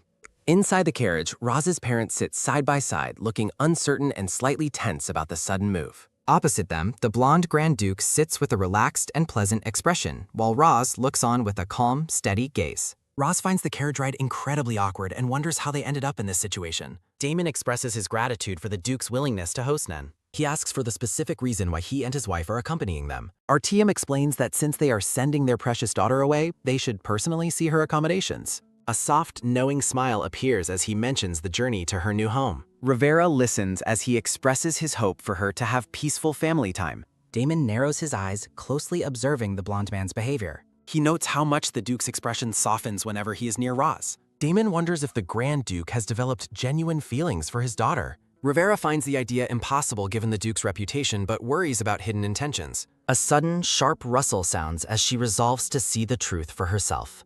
Rivera notices Roz is sweating and asks if she is feeling alright. Artyom suggests the parents rest while he shows Roz where she will be staying. Rivera finds his preparations perfect and feels she can finally trust him. She turns to address Rivera with a calm expression. A soft, rhythmic squeeze sounds as Rivera grips her hands together tightly. She admits her worry that a child already hurt will be hurt again. Damon thinks she is still deeply affected by what happened with Eric. A declaration is made that Artyom would never do such a thing. The group walks through the mansion toward the private quarters. Rivera reflects on how helpless such a smart girl becomes when in love. Damon leans in and gives his wife an affectionate kiss. He teases that their daughter's traits clearly come from her. They decide to place their trust in Roz one tour. Rose offers a beautiful, radiant smile at the thought of her parents. Lush green trees frame the sky. Roz relaxes alone with the dog. A soft, rhythmic lick sounds as Finn shows his affection. A soft, rhythmic pat sounds on the dog's head. Roz asks Finn to behave while she goes to wash up. She feels as though Finn truly understands her thoughts and feelings. She wanders deeper into the gardens. Rose decides to wash her face quickly before returning to the spot. A soft rhythmic crunch sounds as a hoof steps. Roz turns to see a visitor. She realizes a black unicorn is standing right in front of her. Roz is astonished to see a creature she thought only existed in books. She stares into the unicorn's glowing red eyes and wonders what she's feeling. A soft, rhythmic brush sounds as she reaches out and touches its face. Artyom runs toward her, screaming for her to step away immediately. He warns her that the black creature is actually a dangerous monster. Roz is paralyzed with confusion by the Duke's sudden and frantic warning. She wonders why the creature hasn't attacked if it is truly dangerous. Artyom orders Finn to attack, and the dog leaps at the unicorn. Roz tries to stop them but loses her footing on the slippery bank. A sudden, sharp splash sounds as she falls. Roz gasps for air as she struggles to stay afloat in the pond. Finn and the black unicorn engage in a fierce and violent clash. Panicked, Rose realizes that someone is going to get seriously hurt. She shouts for everyone to stop. A sudden, sharp splash sounds as the pink-haired woman falls while Finn and the black creature engage in a fierce and violent confrontation. The golden dog and the black unicorn stand poised for battle at the water's edge. The blonde Grand Duke watches in shock as both the monster and Finn suddenly cease all movement. A servant's voice calls out in alarm, questioning the Duke about the state of his hand. The blonde man quickly pulls the dripping woman from the water as he asks if she is all right, and she apologizes for slipping in her sudden panic. He expresses his relief that she is safe while the pink-haired woman attempts to dry herself off. He sighs that she never follows his instructions and expresses his frustration, while she can only offer a small, nervous giggle in return. A soft, rhythmic whimper sounds as the golden dog watches them from a distance on the riverbank. The Duke reflects on Finn's nature as a monster-hunting beast with monster blood who is notoriously difficult to control. He finds it suspicious that both creatures obeyed Roz's command to an excessive degree. A sudden, sharp sneeze sounds as the blonde man places his jacket over her and decides they must head inside immediately. A sudden, sharp lift sounds as the Duke scoops her up, warning her about catching a cold despite her insistence that she is fine. He teases that if she gets sick, her parents will return at once, leaving her to grumble about being treated like a child. A voice echoes across the water, lamenting that things did not go as planned today. A sudden, sharp sneeze sounds as the pink-haired woman huddles inside the mansion. She feels grateful to have returned quickly, but feels embarrassed about having shown such a vulnerable side of herself to everyone. A soft, rhythmic clink sounds as a warm cup is placed on a saucer. The Duke informs her that hot water is being prepared for her bath, and she expresses her sincere gratitude for his thoughtfulness. A soft, rhythmic slurp sounds as she takes a sip of tea while the blonde man watches her intently. A soft, rhythmic hum sounds as she realizes she can feel his constant gaze on her. The pink-haired woman turns to him and asks if he has something specific he wants to say to her. A soft, rhythmic cough sounds as he admits he was simply worried that she might have been seriously injured. A soft, rhythmic crackle sounds as she clarifies that the creature did not actually attack her and she only fell into the water. She questions why he called out so urgently earlier, noting that the creature did not seem truly dangerous despite its size. The Duke explains that it was a higher-level monster that devours human souls by taking on a divine form to lower people's guard. A soft, rhythmic gulp sounds as she realizes she was truly in a dangerous situation. A soft, rhythmic tap sounds as the blonde man pauses before asking a significant question. He asks her directly if she happens to possess the Tear of Luna, leaving her completely shocked. The pink-haired woman is taken aback by the sudden mention of such a legendary item. He explains that certain monsters react specifically to special gemstones. A soft, rhythmic sigh sounds as she admits the monster was strange, but she cannot be certain of what happened. She points out that if she had such an incredible gem, she wouldn't be asking him for an investment. A soft, rhythmic hum sounds as the blonde man remains deeply lost in his own thoughts. He finds it suspicious that she knew the auction gem was fake and how the monster obeyed her, wondering if she can control them without the Tear of Luna. A soft, rhythmic slide sounds as a hand reaches toward her. The Duke suddenly lifts the pink-haired woman's chin, causing her heart to race with a loud, rhythmic thud-thud. The pink-haired woman stares into his eyes as the distance between them narrows significantly. A sudden, sharp gasp sounds as the blonde man quickly pulls his hand away. A soft, rhythmic cough sounds as he stands up and apologizes for his behavior. He offers his apologies for being lost in his own thoughts. A sudden, sharp click sounds as he decides to take his leave and tells her to rest well while she clutches her burning cheeks. A soft, rhythmic exhale sounds as the blonde man tries to calm his racing heart. The blonde man scolds himself for acting without thinking in that intense moment. The red-haired butler approaches his grace and questions if something happened while he was inside. The Duke dismisses the question as nothing at all, but the butler remains highly suspicious. A soft, rhythmic rustle sounds as the butler presents a requested list of everyone Lady Ross has recently met. A soft, rhythmic flip sounds as the butler reports that Count Eric hasn't moved, but Roz meets regularly with a maid named Jane. A soft, rhythmic flip sounds as the blonde duke notices a specific detail on the list. The blonde man asks if she has another business partner besides himself, to which the butler confirms. The red-haired man explains that the individual is a highly regarded elite with a barren family background and an excellent reputation. The red-haired butler reflects on the people surrounding Lady Ross while intentionally omitting Gwen's age from his report. The blonde Grand Duke listens intently as the butler describes the specific tasks he has been handling for Roz lately. A gray-haired man named Gwen, identified as Ross's business partner, reacts with shock to the news he just received. A soft, rhythmic hush sounds as the blonde woman in a maid outfit urges Gwen to keep his voice down. Gwen admits his initial disbelief upon receiving a letter regarding her plan to request cooperation from the princess. A soft, rhythmic giggle sounds as the blonde woman explains that grasping trends quickly is a significant business advantage. They agree that everything is proceeding smoothly and decide to begin adjusting the finer details of their product. A sudden, sharp slide sounds as Gwen places a detailed map on the table to discuss their next steps. Gwen states that it is time to finalize the most important part of their plan, which is selecting the site for the department store. A red-haired man with an eye patch sits nearby, deeply contemplating the implications of the department store business. A sudden, sharp slide sounds as the man in the eye patch recalls how Gwen refused a partnership with Lord Cedric. He expresses frustration that Gwen is now joining hands with an unremarkable young lady and resolves to inform Lord Cedric. Gwen suggests a plot of land roughly 10,000 pyong in the capital, but the woman insists on 25,000 instead. Gwen is visibly stunned by the massive scale of the land she is requesting for their project. She envisions a space where people can enjoy both shopping and culture to encourage longer visits, requiring a much larger plot. A sudden, sharp rustle sounds as Gwen presents the architectural structure he has designed for the proposed building. A soft, rhythmic chatter sounds as she explains her plans for a modern underground stable with a stone vertical ventilation system. A soft, rhythmic groan sounds as Gwen struggles to reconcile her ambitious ideas with the practical realities of construction. The blonde woman remains confident and focused as she waits for Gwen's technical assessment of her proposal. A sudden, sharp slide sounds as Gwen points out that no plot of land that large exists within the capital city. He explains that the ground quality makes large-scale excavation difficult and warns of potential opposition to such a lengthy construction. The woman smiles brightly and asks Gwen what would happen if the department store was not located in the capital. A sudden, sharp thud sounds as the blonde woman stands up excitedly to emphasize her unconventional proposal. She is filled with joy as she presents her alternative strategy to her business partner. Gwen and the blonde woman walk through the town together as they continue their discussion about the business venture. They arrive at a grand, multi-tiered castle, realizing that they are now standing within the Artium territory. A sudden, sharp wink sounds as she acknowledges that Gwen likely focused on the capital because of its guaranteed profit margins. She notes that the capital is where wealthy nobles gather, but she believes their current location offers a different kind of potential. A soft, rhythmic giggle sounds as she enjoys the process of explaining her strategic vision to her colleague. She warns that they would become far too dependent on only the capital's nobility if they chose to build there. The blonde woman highlights that the Artium territory is actually a strategic hub for trade between various regions. She explains that this location is perfect for attracting nobles from other countries to be their customers as well. She contrasts the territory's past as a literal battlefield with its current state as a peaceful and prosperous trade hub. A soft, rhythmic hum sounds as Gwen realizes that the lower maintenance fees and broader customer base make her plan viable.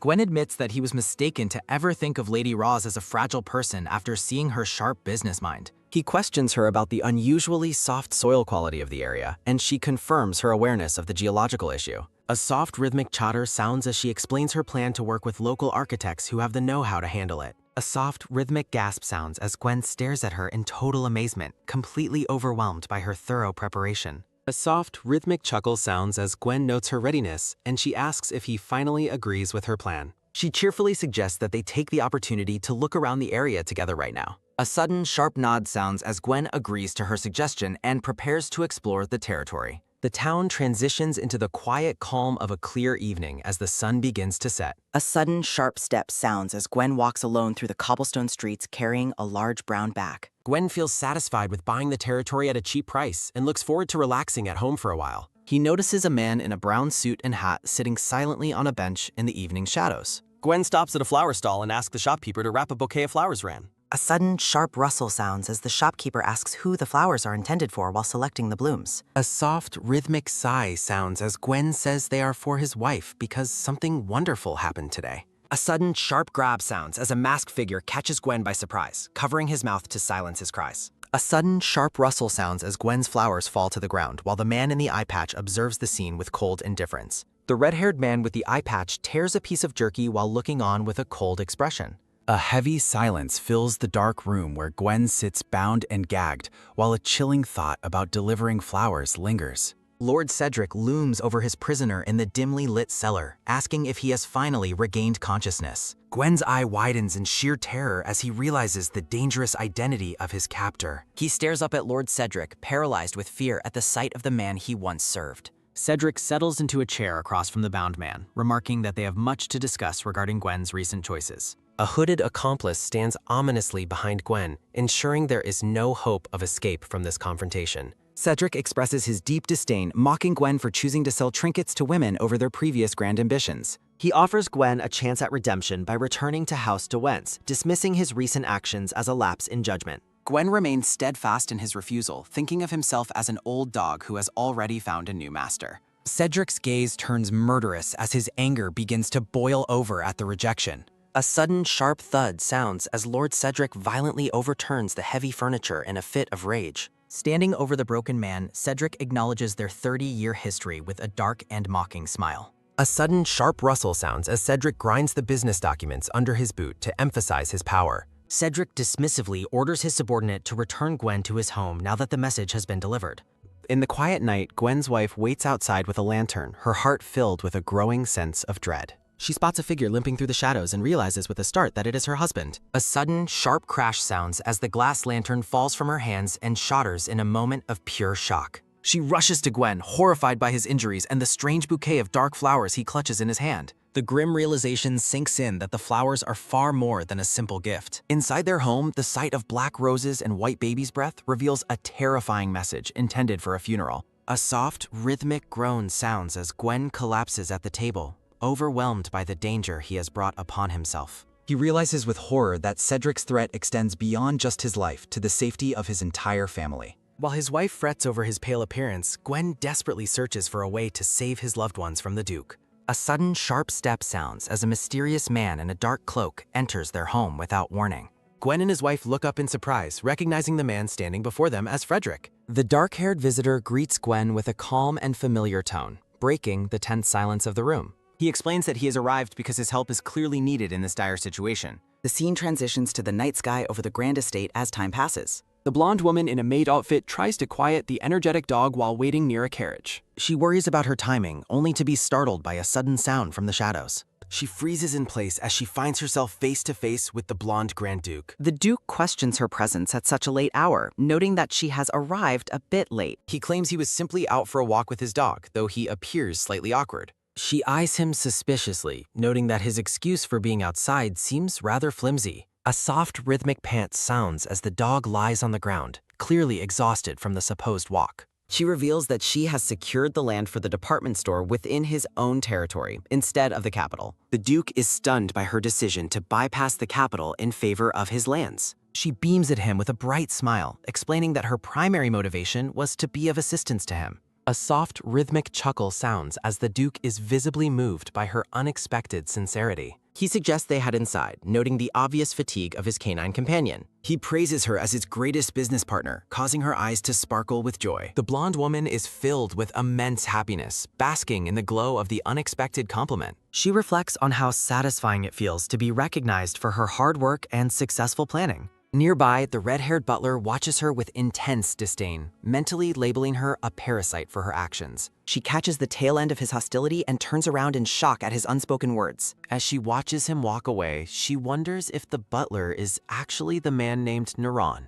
The scene shifts to a bright, sun-drenched garden on a new day as she tries to clear her mind. A soft, rhythmic tap sounds as the blonde Duke sits at a tea table, observing his guest with a quiet gaze. He points out that the pink-haired woman seems unusually preoccupied as she stares into her cup. The blonde man apologizes for his distraction and confirms his intent to switch the poisoned cup intended for the princess. He explains how an anonymous letter provided the perfect intel to intercept the assassination plot by switching the princess's glass during the banquet. Lady Ross is shocked by his plan, repeating the word counterattack as she tries to process the bold strategy. A soft, rhythmic chuckle sounds as the blonde man rests his chin on his hand, radiating absolute confidence in his plan. A soft, rhythmic groan sounds as Lady Ross expresses her deep concern while they sit together in the garden.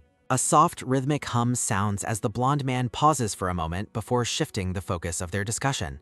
He notices that Lady Ross has been quite busy lately and asks if she has managed to find a new business partner. The blonde man dismisses the notion of her replacing him while suggesting that a large project naturally requires more assistance. Lady Rose admits to bringing on a new partner, but decides to keep Gwen's identity a secret to avoid unnecessary conflict. A sudden sharp slide sounds as he reaches across the table and asks for more details about this new development. A sudden sharp rustle sounds as he leans in very close, asking if she could introduce him to her new associate as well. A sudden sharp flash sounds as he emphasizes his role as her co-investor to justify his curiosity. A sudden sharp gasp sounds as Lady Ross is left completely flustered and speechless by his sudden proximity. A soft, rhythmic thud sounds as she frantically tries to calm herself while he remains leaned in toward her. A soft, rhythmic thud sounds as she wonders why her heart is racing so uncontrollably despite the simplicity of the moment.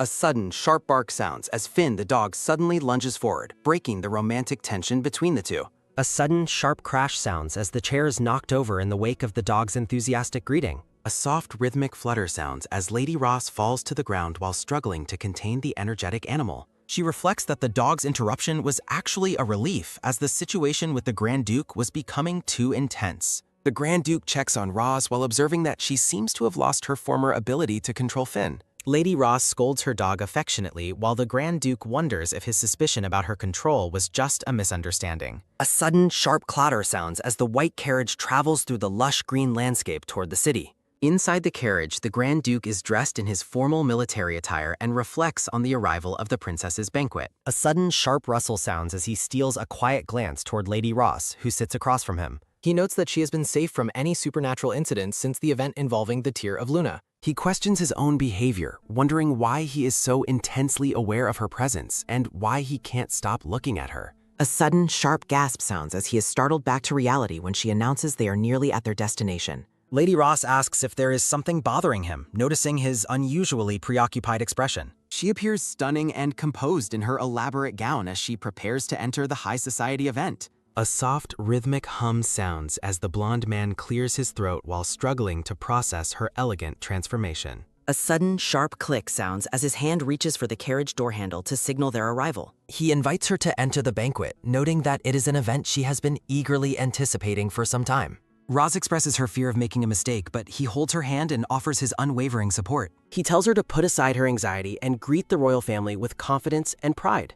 He suggests they make their entrance as bold and confident business partners to silence any skeptics. A soft, rhythmic chatter sounds as they enter the grand ballroom, instantly drawing the attention of the gathered nobles. A sudden, sharp gasp sounds as the other guests begin to whisper and point at the arriving couple. Two noble women recognize Lady Ross and note that she has once again arrived in the company of the Grand Duke. They conclude that her previous appearance with him at the Wen's wedding was clearly not a mere coincidence. Lady Ross feels relieved that the atmosphere is less chaotic than before, sensing that people are getting used to her return. The Grand Duke tells her that he needs to briefly step away to find Diana and asks if she will be all right on her own. A soft, rhythmic giggle sounds as an onlooker teases her about being abandoned by her partner so early in the night. A sudden, sharp rustle sounds as he takes her hand in a public display of chivalry before departing. A soft, rhythmic thud sounds as he kisses her hand, leaving her and the surrounding crowd completely stunned. A soft, rhythmic giggle sounds as a noblewoman comments on how passionate the Grand Duke and Lady Roz seem to be. A soft, rhythmic chatter sounds as Roz worries that this display of affection will only lead to more unwanted attention. Nearby nobles discuss her presence, with one man being corrected that she is now Miss Ross rather than a countess. A soft, rhythmic chatter sounds as someone warns the gossiping nobles to be quiet and mind who is nearby.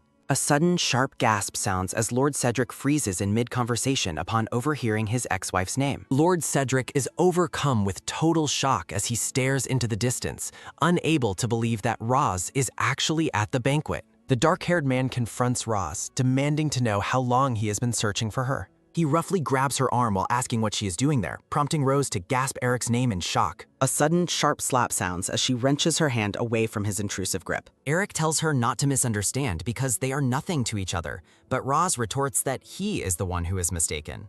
Eric causes a scene by shouting that she is still his woman, drawing the attention of the surrounding nobles. A red-haired noblewoman calls him a lunatic, while a nearby man in a red coat mutters that he is an idiot. A soft, rhythmic groan sounds as Roz grits her teeth in suppressed fury at his public outburst. She reflects on how terrible the situation is and wonders how little respect he must have for her as a human being. Eric ignores her discomfort, stating that he intends to make the nature of their relationship clear once and for all. Roz stands her ground, declaring that she no longer likes him and already has someone else that she cares about. Eric is outraged by her confession and demands to know the identity of this other man while she glances away. Grand Duke Artyom suddenly appears and asks Roz if she is all right, immediately silencing the nearby gossips. Roz reflects on past men like Lee Do-hyun and Eric, deciding she will no longer suffer for people like them. A soft, rhythmic rustle sounds as she turns back toward the crowd with a look of absolute determination. She prepares to introduce her partner to the gathered nobility, naming him as Grand Duke Artyom. Standing proudly beside the blonde duke, Roz introduces him to Eric as the man she truly loves. She tells Eric to stop his behavior and accept reality, leaving him blushing with visible humiliation. A soft, rhythmic chatter sounds as the guests whisper cruel rumors about Roz's supposed talent for manipulating powerful men. A sudden, sharp click sounds as a blonde woman in an elegant gown arrives to stop the disrespectful gossip.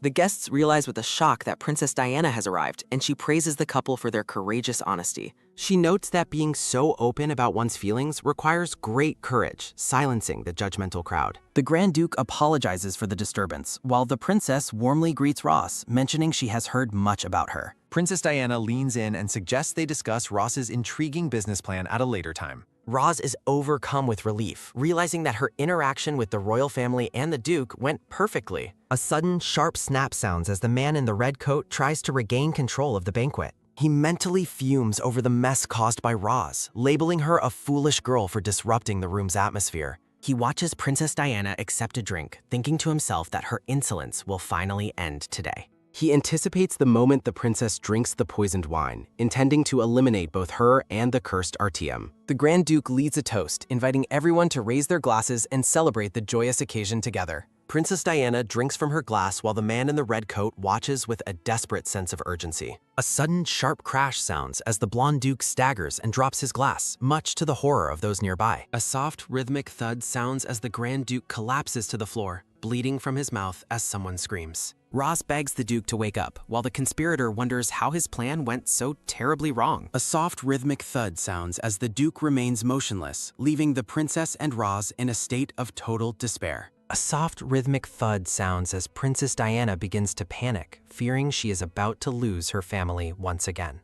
She recalls a past tragedy and desperately wishes for the current situation to be different. A sudden, sharp thud sounds as Princess Diana herself collapses, causing the king and the guests to react in terror. Princess Diana lies unconscious on the floor. The blonde king looks down at the chaos with a grim and menacing expression of fury. He roars for the banquet to be stopped immediately in the wake of the assassination attempt. In a darker area, the king confronts a captured servant and asks if they were responsible for the poisoning. He questions who would dare to attempt such a bold act of regicide against the royal family. A servant girl tearfully claims she is innocent while being held captive by the king's guards. The king displays a small, striped potion bottle, noting that it was found directly in the servant's pocket. The servant girl stares in horror at the evidence planted on her person.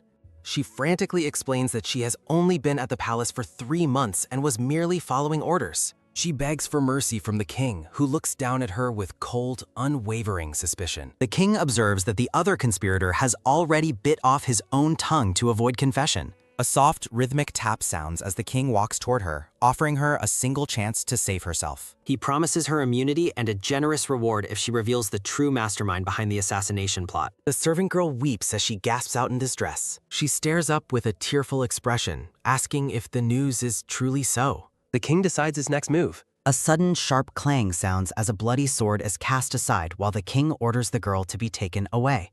The blue-haired man reflects that the captured man was likely an insignificant figure who knew nothing useful. The king asks about Diana's condition, and the guard reports that she collapsed from shock rather than poison. The king is taken aback by the revelation that it was not poison. He realizes the plan must have leaked, causing Artyom to drink the ghost meant for the princess since he has poison resistance. He mentally fumes over his decision to follow the advice of Duke Felice. He recalls how Artyom was spared as a child to keep public sentiment stable after his parents' deaths. He grumbles about the boy growing up to be an obstacle and demands to be notified when the Duke wakes. A sudden, sharp click sounds as the door shuts while he plans an immediate meeting with Duke Felice. Looking menacing, the king declares that they must devise a new set of countermeasures at once. A soft, rhythmic tap sounds as the king walks down the hall, confused as to how Artyom knew about the plot. He wonders how he is supposed to fix the disaster caused by Duke Felice.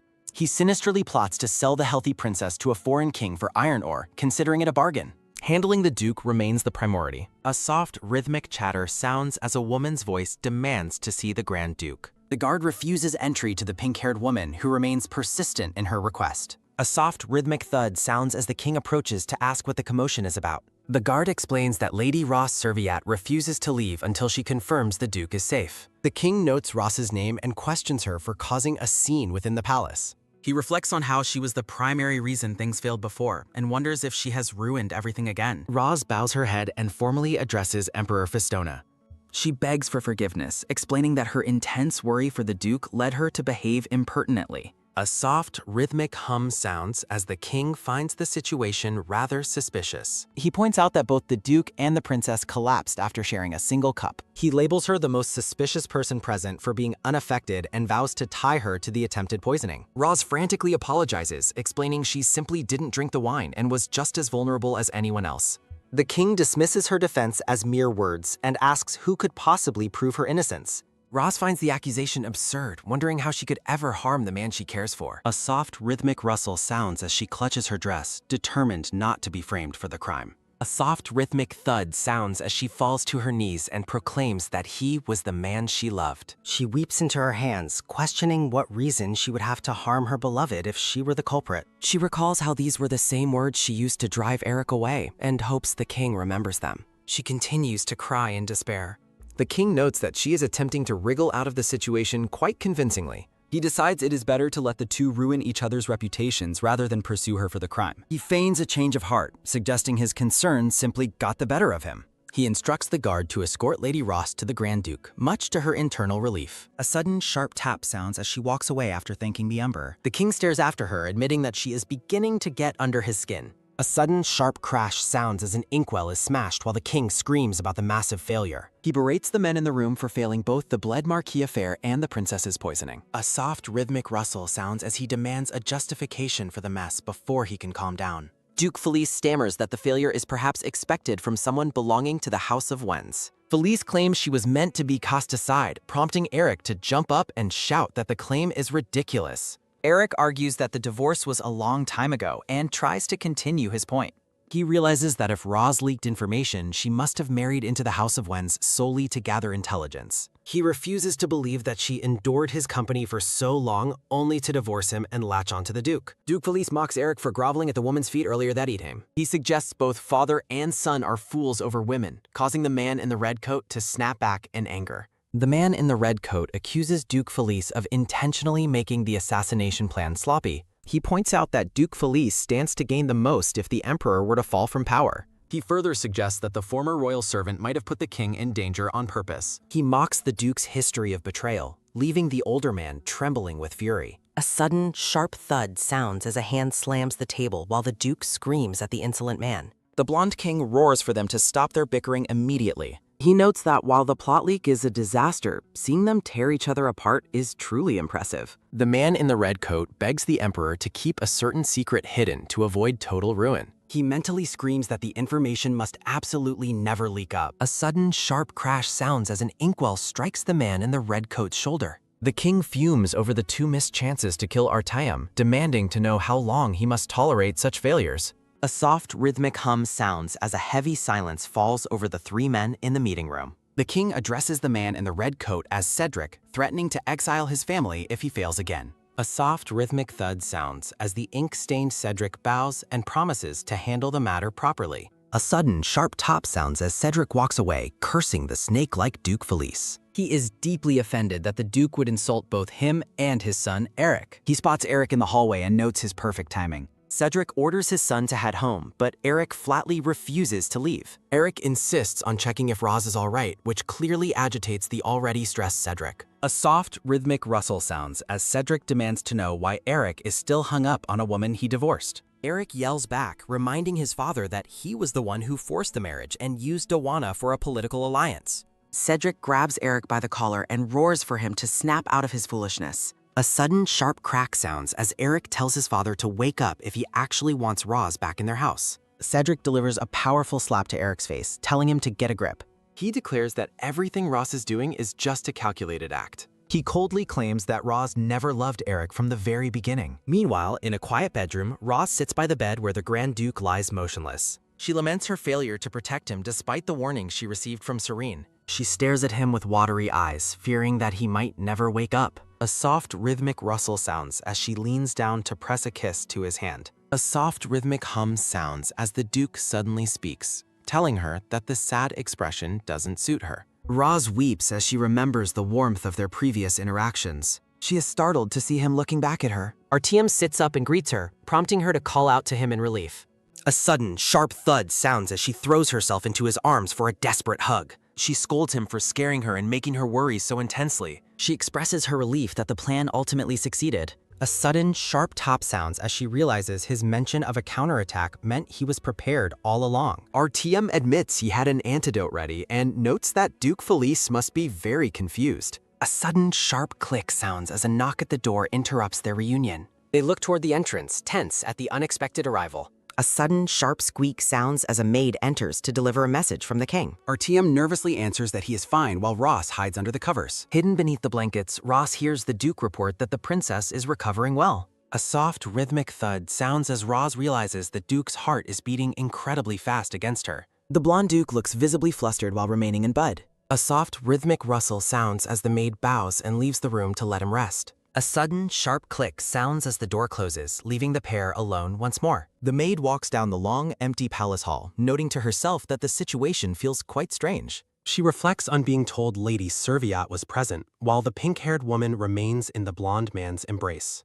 Looking away with a flustered expression, the pink-haired woman suggests they find a way to manage the awkward moment. They sit apart on the bed in a heavy silence, both feeling the intense embarrassment of their previous proximity. The blonde man turns serious and asks if the princess is aware of the full extent of the truth behind the incident. He reveals he only told her he disposed of the poisoned cup, leaving the pink-haired woman completely shocked by his secrecy. He explains his intricate strategy to fool everyone by framing the emperor through the failed poisoning attempt to cause political infighting. By putting himself in danger as the emperor's rival, he intends to ensure everyone suspects the king was behind the recent poisonings. The pink-haired woman agrees the plan is proceeding well, but she insists the princess must eventually be told the whole truth. The blonde man expresses his deep concern for her safety, a sentiment that catches her completely by surprise. He warns that Cedric has likely already deduced that someone from the House of Wens must have leaked the information. He takes her gloved hand in his, offering her a solemn promise to stay by her side. He vows to protect Roz Serviat in return for all the help and protection she has provided him during the ordeal. The ornate palace ceiling towers above.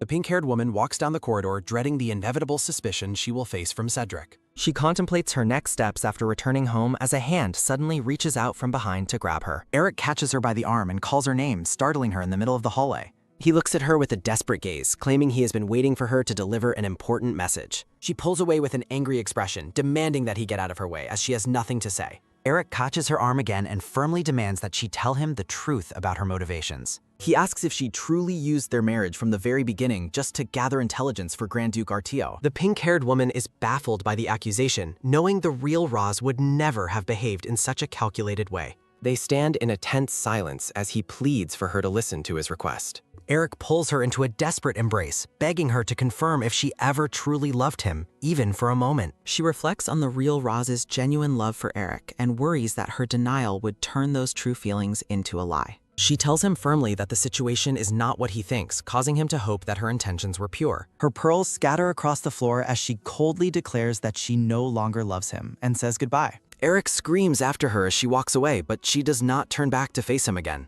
A red-haired woman in a dark patterned dress watches the confrontation from a distance with a serious expression. The red-haired woman approaches the devastated Eric, telling him that he has done enough and should not cause a scene. Rain falls from the dark clouds. The carriage travels through the rain. Eric sits in the carriage, clutching a handkerchief filled with the scattered pearls and whispering Ross' name. The red-haired woman notes the pearls from Ross' dress, realizing Eric still harbors deep feelings for his former wife. She watches him in silence, admitting to herself that she does not understand his continued attachment to the woman. She wonders how he could still love the woman he abandoned, even if his current marriage was for political reasons. The carriage comes to a halt as the driver announces their arrival back at the manor. They arrive at the Grand Manor. A blonde woman stands at the entrance, calling out a happy greeting to her lord. The blonde woman, Dawana, identifies herself and explains she came out into the rain to personally greet him. The red-haired woman takes her leave, warning Eric that he will eventually suffer for the choices he makes regarding Dawana. Dawana smirks as the woman departs. Dawana tries to touch Eric and mentions their child, but he aggressively pushes her away and tells her to get back. Eric looks at her with intense disgust, claiming that Roz would never have acted as thoughtlessly or cluelessly as she does. He blames Dawana for the entire disaster before turning his back on her. Eric walks toward the mansion, leaving Dawana standing alone in the pouring rain. Dawana bites her lip in a fit of rage, furious that she's being compared to someone she considers worthless. She wonders if Roz attempted to seduce Eric at the banquet and vows to destroy the woman she sees as a threat. A foot steps into the rain.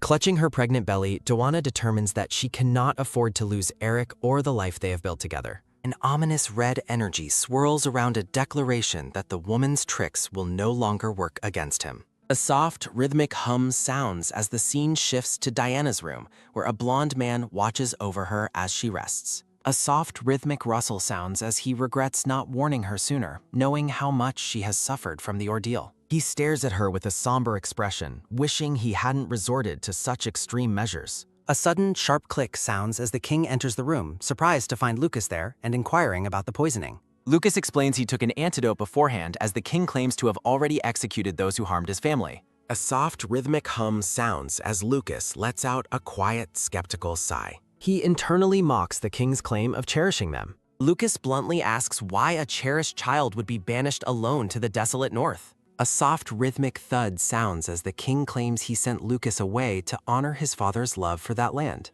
A vision of the blonde boy standing alone in the snow appears. A sudden sharp crack sounds as Lucas clenches his fist while the king tells him to stop acting immaturely. A sudden sharp tap sounds as Lucas approaches, warning his uncle that he will no longer allow his people to be taken. He declares that the powerless child banished to the snow is long gone, meeting the king's gaze with cold resolve. A sudden, sharp boom sounds as the heavy double doors of the chamber are slammed shut. A soft, rhythmic hum sounds as the king laughs, interpreting Lucas's words as an open declaration of betrayal. A sudden, sharp tap sounds as Diana's voice cuts through the air, asking if her father wasn't the one who betrayed them first. She sits up in her bed with a look of fierce accusation. A soft, rhythmic rustle sounds as Diana recalls her initial disbelief that her father would ever truly harm her. She demands an answer while the image of a poisoned wine glass looms in her mind.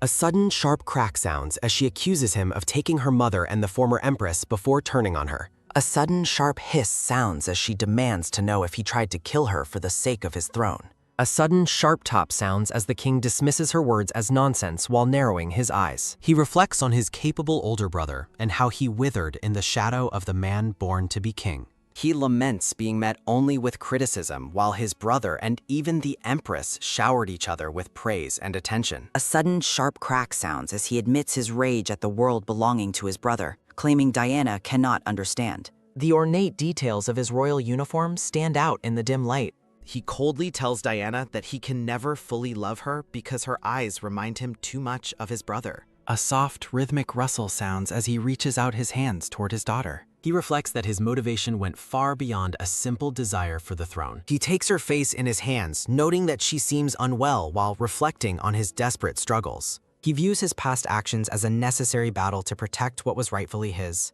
A sudden, sharp gasp sounds as Diana flinches while her father tells her she needs more rest. A soft, rhythmic hum sounds as he smiles and promises to remove any obstacle that stands in his way. He declares his absolute readiness to eliminate anything that threatens his positions. A soft, rhythmic top sounds as the scene shifts to Lucas, who is addressed by a nervous, pink-haired woman. Ross approaches him with a somber expression, asking for a moment of his time. She worries about the poor timing of her earlier public confession and how it might have been received. She recalls the troubled expression on his face when he entered the carriage. She notes that he looked as if something terrible had happened during the event. A soft, rhythmic rustle sounds as Lucas notes her long silence and wonders if she feels uncomfortable. Roz hesitantly brings up her confession at the banquet. A sudden, sharp squeak sounds as she frantically apologizes, fearing she might have offended him. The memory of their public appearance at the banquet feels sudden and overwhelming. Lucas views the confession as brave and wonders why she would assume he was offended.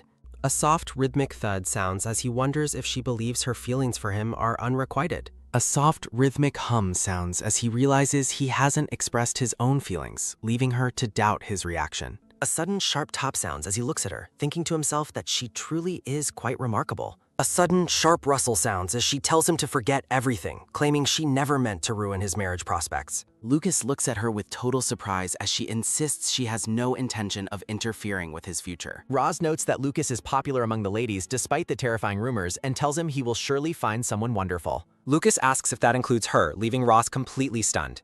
The blonde man smiles knowingly. Lucas suggests that since she has already interfered, she should take responsibility if she is interested in him. He asks why she won't take responsibility for stopping him, while Roz wonders what he could possibly mean. Roz wonders if he is simply trying to lighten the mood to save her from embarrassment. Roz laughs nervously while the blonde man looks at her with a puzzled expression. Roz tells him that he did not have to make such a joke for her sake. Lucas reflects that he expected her to say yes immediately and wonders if she is just being shy. He determines that he should propose to her properly at a later time. Lucas notes that they were unable to discuss business due to the incident, but promises to set a date with Diana soon. Roz is surprised that he mentioned business first when she had avoided bringing it up herself. Roz thanks him for being considerate, thinking to herself that the Grand Duke is a truly thoughtful person. An unseen speaker observes that he seems to have had a successful way. Lucas tells Nuran he should have seen his uncle's face, lamenting that he had to enjoy the sight alone. Nuran warns that their plans will go to waste if he is recognized at the Imperial Palace. Nuran asks Lucas to keep his promise to let him handle Duke Felice.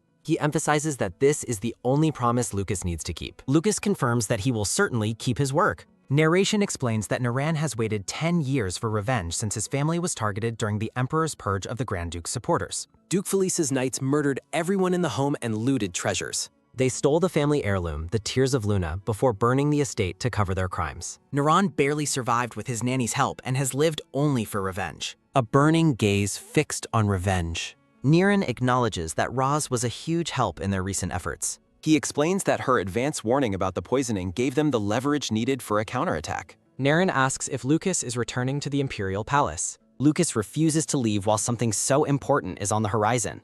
Nuran asks what important matter he is referring to. Lucas declares his marriage as the priority, shocking Nuran. Nuran frantically asks who the bride is. Lucas asks who else it could possibly be. A sudden, sharp crack sounds as Lucas confirms the bride is Roz, much to Niran's horror. Nuran fears that his worst dread is finally coming true. Nuran suspects the business was a front and that Roz targeted the Grand Duke from the beginning, doubting she could change so easily. Lucas believes that since she made such a bold confession, it is only right that he accepts it. Nuran wonders if she made a public confession at the palace. Lucas asks how Nuran knows so much without being there, while Nuran thinks she is a terrifying woman. Nuran recalls her past behavior when she made a public scene to win Eric's heart. A soft, rhythmic rustle sounds as Nuran asks if business is finished, and Lucas mentions a favor. A sealed letter changes hands. A soft, rhythmic thud sounds as Roz's name is whispered in the dark. A soft, rhythmic thud sounds as Nuran determines he can no longer just stand by and watch.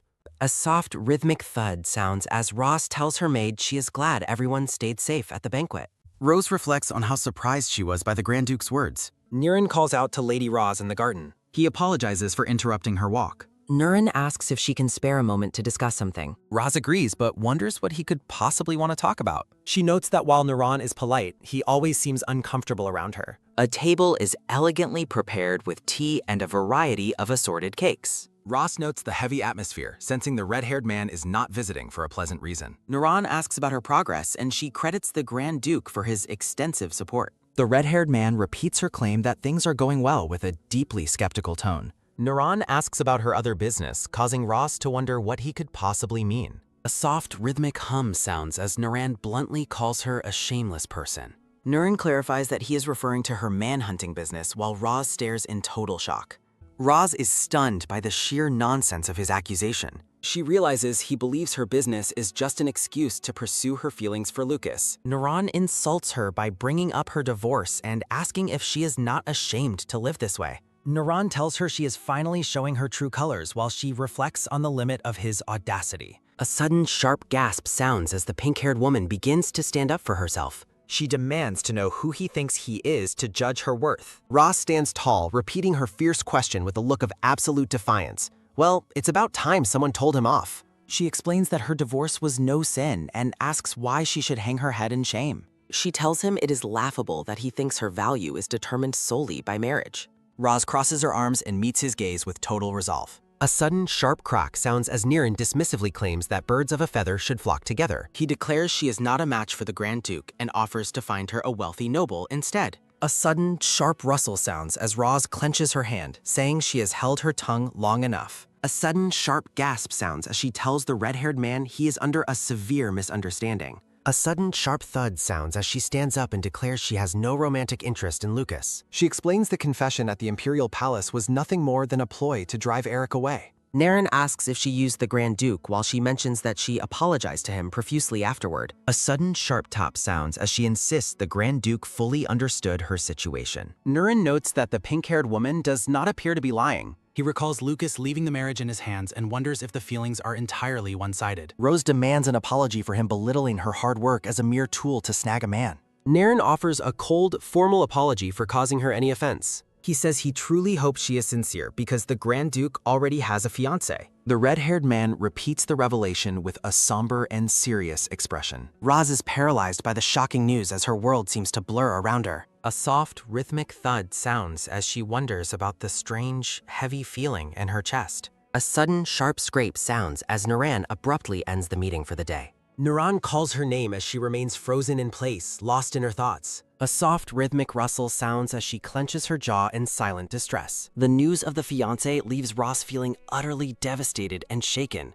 The scene shifts as she reflects on how the possibility of a fiancé never once crossed her mind. She tries to convince herself that it is only natural for a man of his standing to be engaged. Lucas asks if something is troubling her, and she wonders how long he has been watching her. A soft, rhythmic hum sounds as she tells him it's nothing and tries to focus on their meeting. A sudden sharp tap sounds as she worries about Niran getting the wrong idea again. A sudden sharp hiss sounds as she ignores the red-haired man looming in the background. Lucas mentions the date for their business partner while Rose says she will set it as soon as she hears back. She wonders why Gwen has been so unusually late in replying to her latest letter. A sudden sharp rustle sounds as Lucas presents the drafts for the store's exterior. He asks the pink-haired woman which of the designs catches her eye. Roz points to a grand, multi-story building draft that stands out to her. Lucas ponders her choice with a thoughtful and pensive expression. Roz asks if there is a problem, and he admits the design will take a long time to build. Roz is absolutely flabbergasted by the news that the construction would take 30 years. Lucas presents a more practical draft for a shorter timeline, but Ross can only let out a frustrated groan. A small floating representation of Lucas suggests that utilizing magic stones might reduce the time to just half a year. Roz acknowledges that magic speeds up the process and decides to stick with her preferred design despite the challenges. Excited by the possibilities, Roz plans to incorporate a fountain and a rest area outside the department store. She explains that these features will attract people and create the image of a sanctuary rather than just a place to spend money. Lucas praises her excellent idea and remarks on how passionate she is about the department store. Roz reflects that this venture has become about much more than just her own personal business success. She realizes that if the project succeeds, it will create many new jobs for the people in the territory. Roz confidently asserts that other businesses will grow and the overall standard of living will rise for everyone. Lucas looks at her with a gentle gaze, expressing his desire for the store to benefit every person involved. A soft, rhythmic hum sounds as Lucas gives his final approval to move forward with the plan. Lucas decides to summon magic scholars to personally oversee the construction of the grand building. The blonde man looks very pleased. A soft, rhythmic thud sounds as a servant identifies himself while knocking on a heavy door in the darkness. Duke Felice asks for a status report, and Sikagor admits that destroying evidence in the quarantine territory is taking too long. A sudden, sharp thud sounds as the master slams the table and orders everything to be burned to the ground immediately. A sudden, sharp crack sounds as Duke Felice warns Sikagor to ensure the Grand Duke never discovers the truth of that place. Narration explains the Empire's secret human experiments in Sikagor and the complicity of House Wens and House Felice. Duke Felice curses Ross, accusing her of using Eric's feelings as bait to steal critical information from him. He reflects on the Tear of Luna heirloom that he had previously claimed was missing from his possession. Ross possesses the glowing glee jewel. Duke Felice suspects that the thieving woman must have stolen the precious heirloom along with the information. A rhythmic tap sounds as someone runs. A sudden sharp bang sounds as a man in a red uniform bursts into the room, announcing a major problem. The man reports with great urgency that Gwen has suddenly and mysteriously disappeared. The black-haired man looks completely horrified. Duke Felice is left fuming, wondering if the girl he trusted has actually turned out to be a rat.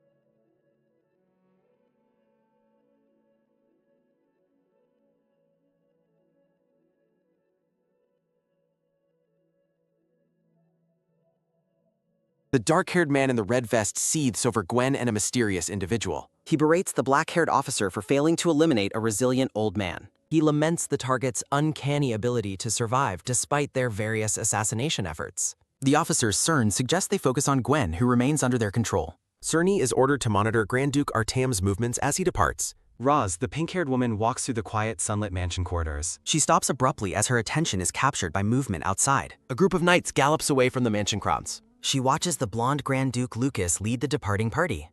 She remains at the window, observing his distant silhouette with interest. A red-haired knight startles her by questioning her preoccupation with the Duke. She quickly dismisses his comment, claiming her interest is merely casual curiosity. The knight directs her toward the dining hall as she silently finds him intrusive. Sitting alone, she finds the solitary meal reflects her current isolation. She wonders if the Duke's cold demeanor stems from their previous conversation. She recalls the moment Lucas called her name during a recent meeting. During the memory, the Duke asks her about the ideal wedding season. Stunned by the sudden inquiry, she struggles to find a proper response. She asks for his preference regarding the timing of the ceremony. He expresses a desire to proceed with the wedding as soon as possible. He justifies the rush by stating their mutual feelings are now clear. Roz assumes his urgency is fueled by deep affection for his fiancée. She offers seasonal suggestions, but he worries about delays into the next year. She defers the final decision to him since it is his special day. Back in the present, she continues eating while pondering his apparent haste. She tries to clear her mind while eating her meal. A weary sigh escapes her as she overlooks the mansion's peaceful exterior. A mental note reminds her of the endless work for the department store. Seeking comfort, she spends time in the courtyard petting her dog, Finn. Interacting with Finn provides a much-needed boost to her spirits. Her dog Finn reacts happily as a sharp creak sounds. She realizes a visitor is arriving while the Duke is away. Standing with Finn, she watches the ornate vehicle halt in the garden. She questions why a guest would appear during the Duke's absence. She notices an unfamiliar, intricate family crest emblazoned on the carriage door. A woman steps out, her elegant footwear signaling her high social status. A beautiful blue-haired woman emerges, leaving Ross wondering about her identity. Roz recognizes the woman's appearance from a tragic passage in a novel. She realizes this must be the fiancé whose story ends in disaster. The two women face each other across the mansion's stone courtyard. The red-haired knight bows deeply, greeting the arrival of Princess Julia. Ross' suspicions are confirmed as she identifies the princess as the fiancé. She offers a polite, formal bow to the royal visitor. Julia introduces herself as the royal representative of the Madarian kingdom. Ross connects the carriage's unfamiliar crest to Julia's home kingdom. Julia curiously questions the nature of Rose's relationship with Lucas. Rose clarifies that her stay is purely for professional business negotiations. She feels uneasy, hoping the princess does not misinterpret her presence. Julia marvels quietly at the rare occurrence of Lucas hosting a house guest. As Roz attempts to depart, Julia firmly stops her to continue their conversation. Princess Julia offers a warm, radiant smile while clasping her gloved hands. Roz is caught off guard, questioning if this is the princess's first visit. Looking at the grand mansion, Ross decides to avoid further involvement with Julia. The morning light illuminates a massive crystal chandelier hanging in the hall. Julia giggles while fondly recalling how energetic Lucas used to be. They walk side by side down a long, sunlit gallery lined with white pillars. Julia continues talking excitedly while Ross wonders how long this will last. Ross kindly suggests ending the tour so the princess can finally rest. Julia smiles mischievously, stating she genuinely enjoys spending time with Ross. A sharp, high-pitched creak sounds as a door begins to swing open. Grand Duke Lucas enters the mansion as the head butler bows low. Julia spots him immediately, her eyes widening with delight at his return. She excitedly pulls Roz along, hurrying toward him to greet them. Lucas begins loosening his formal cravat as Julia calls out his name. He turns and offers a bright, affectionate smile upon seeing Roz. Roz greets him warmly while Julia's expression turns dark and shadowed. Julia is stunned by his rare smile and grows suspicious of their relationship. Lucas and Ross stand together, sharing a brief moment of silent understanding. Julia approaches them through floral patterns, asking if he missed her. She clings to Lucas's arm, mockingly asking if he prefers Roz over her. A loud, sudden clack sounds as Lucas roughly pushes her hands away. Julia just giggles, teasing him for being shy after their long separation. Roz watches the pair, thinking their playful bickering suggested deep intimacy. Julia remarks on their 10-year friendship, making them look like a couple. She leans in close to Lucas, emphasizing how long they have known each other. A sharp, silent glance from Lucas' icy blue eye catches everyone's attention. Ross' heart begins to thump painfully as she witnesses their apparent closeness. Feeling hurt and excluded, Ross turns and quickly walks away from them. A heavy grab sounds as Lucas catches Ross' arm to stop her. Julia intercedes, firmly telling the Duke to stay for their discussion. She pulls him back, insisting they have private matters to discuss alone. Ross rushes down the hall, her footsteps echoing as she feels suffocated. She scolds herself for ever believing she was special to the Duke. Her shadow stretches along the wall as she walks deeper into the mansion. A memory of Lucas' kind face flashes through her mind, causing pain. She concludes that her feelings of mutual affection were just a delusion. A sudden loud bang sounds as the study doors are thrown open. Julia enters the room with a confident stride, greeting Lucas casually. A soft plop sounds as the blue-haired visitor sits on a bench. A metallic click sounds as Lucas firmly locks the Annie behind them. Lucas glares at the guest, threatening to silence their irritating nonsense. The guest remains unfazed, teasing that Lucas has never been in love. Sitting cross-legged, the guest bets that Lucas hasn't even been kissed yet. Lucas looks down at the guest, unimpressed by the continued verbal jabs. Lucas identifies the guest as the blue-haired man Julius. Julius, now shown with short blue hair, looks back with a smirk. Julius jokes about Lucas' violence while the Duke stands with crossed arms. A sudden flinch shakes Lucas as Julius asks about his first love. A memory shows young Lucas proposing to Julius when he wore a dress. Lucas tells Julius to be quiet about the ridiculous childhood history. Grand Duke Lucas questions Julius about Princess Julia's reaction to his appearance, learning she is busy managing foreign diplomats. Princess Julia manages foreign diplomats while reviewing various official documents. Lucas stays aloof, leading Julius to tease him for giving a cold shoulder after their 10-year history. Julius asks why Lucas called him if he intended to be uninviting. Julius wonders if the Duke's odd behavior is because of Lady Servia. Julius praises Ross' beauty and intelligence, asking the Duke for an introduction. Lucas blushes slightly and orders Julius to stop thinking about Roz. Julius finds the reaction interesting, but Lucas declares his love for Roz and tells him end it up. Princess Julia reflects that Lucas is finally experiencing love, though she doubts Roz returns the feeling. Julius cautions Lucas that love isn't forced and requires mutual desire to be meaningful. Lucas remains firm, asserting that he and Roz have already pledged to marry. Young Lucas confirms a stubborn marriage promise to his companion. Julia smiles mischievously, finding the current state of affairs increasingly entertaining. Lucas tries to dismiss Julius to a room, but the guest claims to have business elsewhere. Lucas grabs Julius's head, demanding to know where he thinks he's going. Princess Julia poses elegantly, stating her intention to visit Lady Servia. A sudden, loud bang startles the Duke as tours there. In the garden, the red-haired knight Naren observes that Roz looks particularly down today. Roz admits she is already feeling frustrated while overlooking the peaceful mansion grounds. Nern guesses that her sour mood is due to the arrival of the princess. Roz knows he is right, but tells him she lacks energy for his nonsense. She prepares to leave as a loud crashing sound echoes from nearby. Princess Julia playfully runs away while Lucas chases her, yelling for her to stop. Roz is taken aback by the sight while Naren remarks on the pair's apparently good relationship.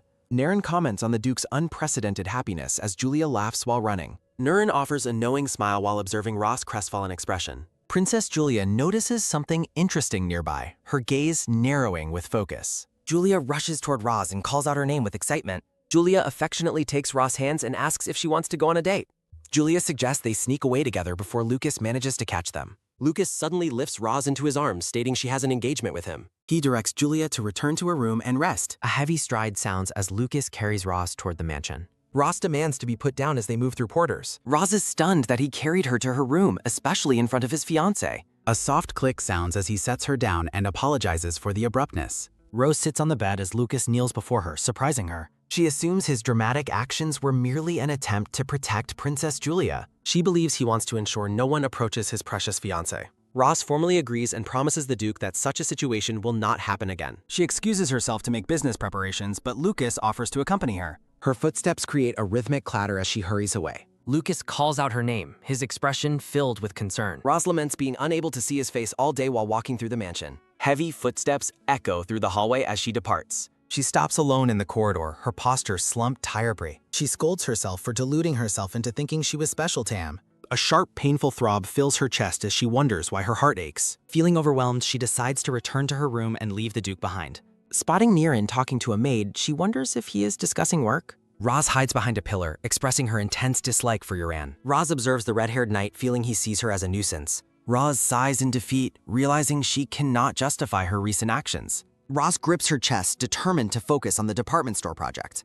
Amidst blooming lilies, Roz resolves to finally prove her true worth. Roz prepares for a business presentation with Princess Diana in a few days. A soft call for a son echoes through the mansion's quiet halls. The red-haired woman urges her bedridden son to eat for his health. The mother sighs, worried because her son hasn't eaten in days. Eric lies in bed, dismissively claiming that Roz is not worth such effort.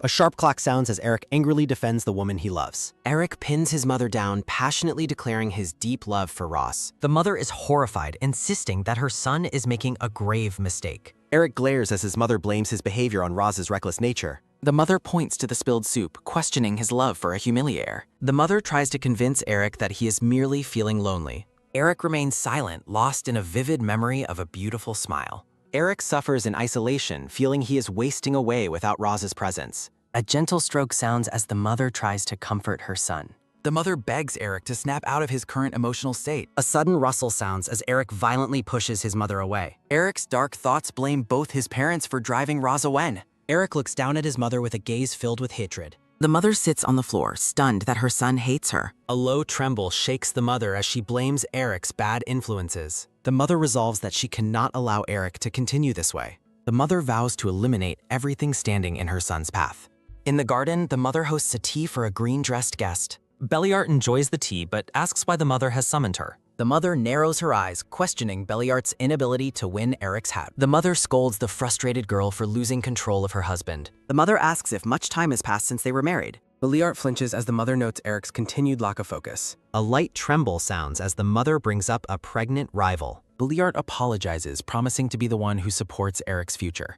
The mother smiles, pleased that Belliart recognizes her failures in the house. The mother promises to help Belliart solidify her position in the household. A soft flutter sounds as the mother plans to remove certain family pests. Belliart looks confused, asking for clarification on the mother's plan for pests. A metallic click sounds as the mother produces a green glass vial. The mother explains the need for strong medicine against those coveting titles. The mother reminds Belliart that a husband's behavior reflects his legal life. The maid tells Belliart her future depends on playing her part well. The maid reaffirms that Belliart is Eric's only true and legal wife. The mother urges Belliart to use the potion and reclaim her life. Roz sits at her desk, noting her good progress on her work. Roz sighs, realizing she accidentally skipped lunch while thinking of the Duke.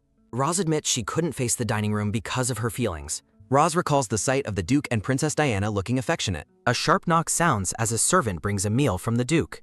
Sitting at her desk, Roz invites the visitor to enter with a polite call. Princess Julia enters with a tray, insisting that Roz must eat properly to stay healthy. Roz is visibly startled by the princess's arrival as the guest asks where to place the tray. In a playful, small form, the blue-haired guest begins to explain the reason for the visit. Julia winks playfully, explaining the visit was just to hang out, much to Roz's confusion. Roz recalls Lucas kneeling before her, asking that she keep her distance from Princess Julia. Roz worries that the Duke would be deeply upset if he discovered her alone with Julia.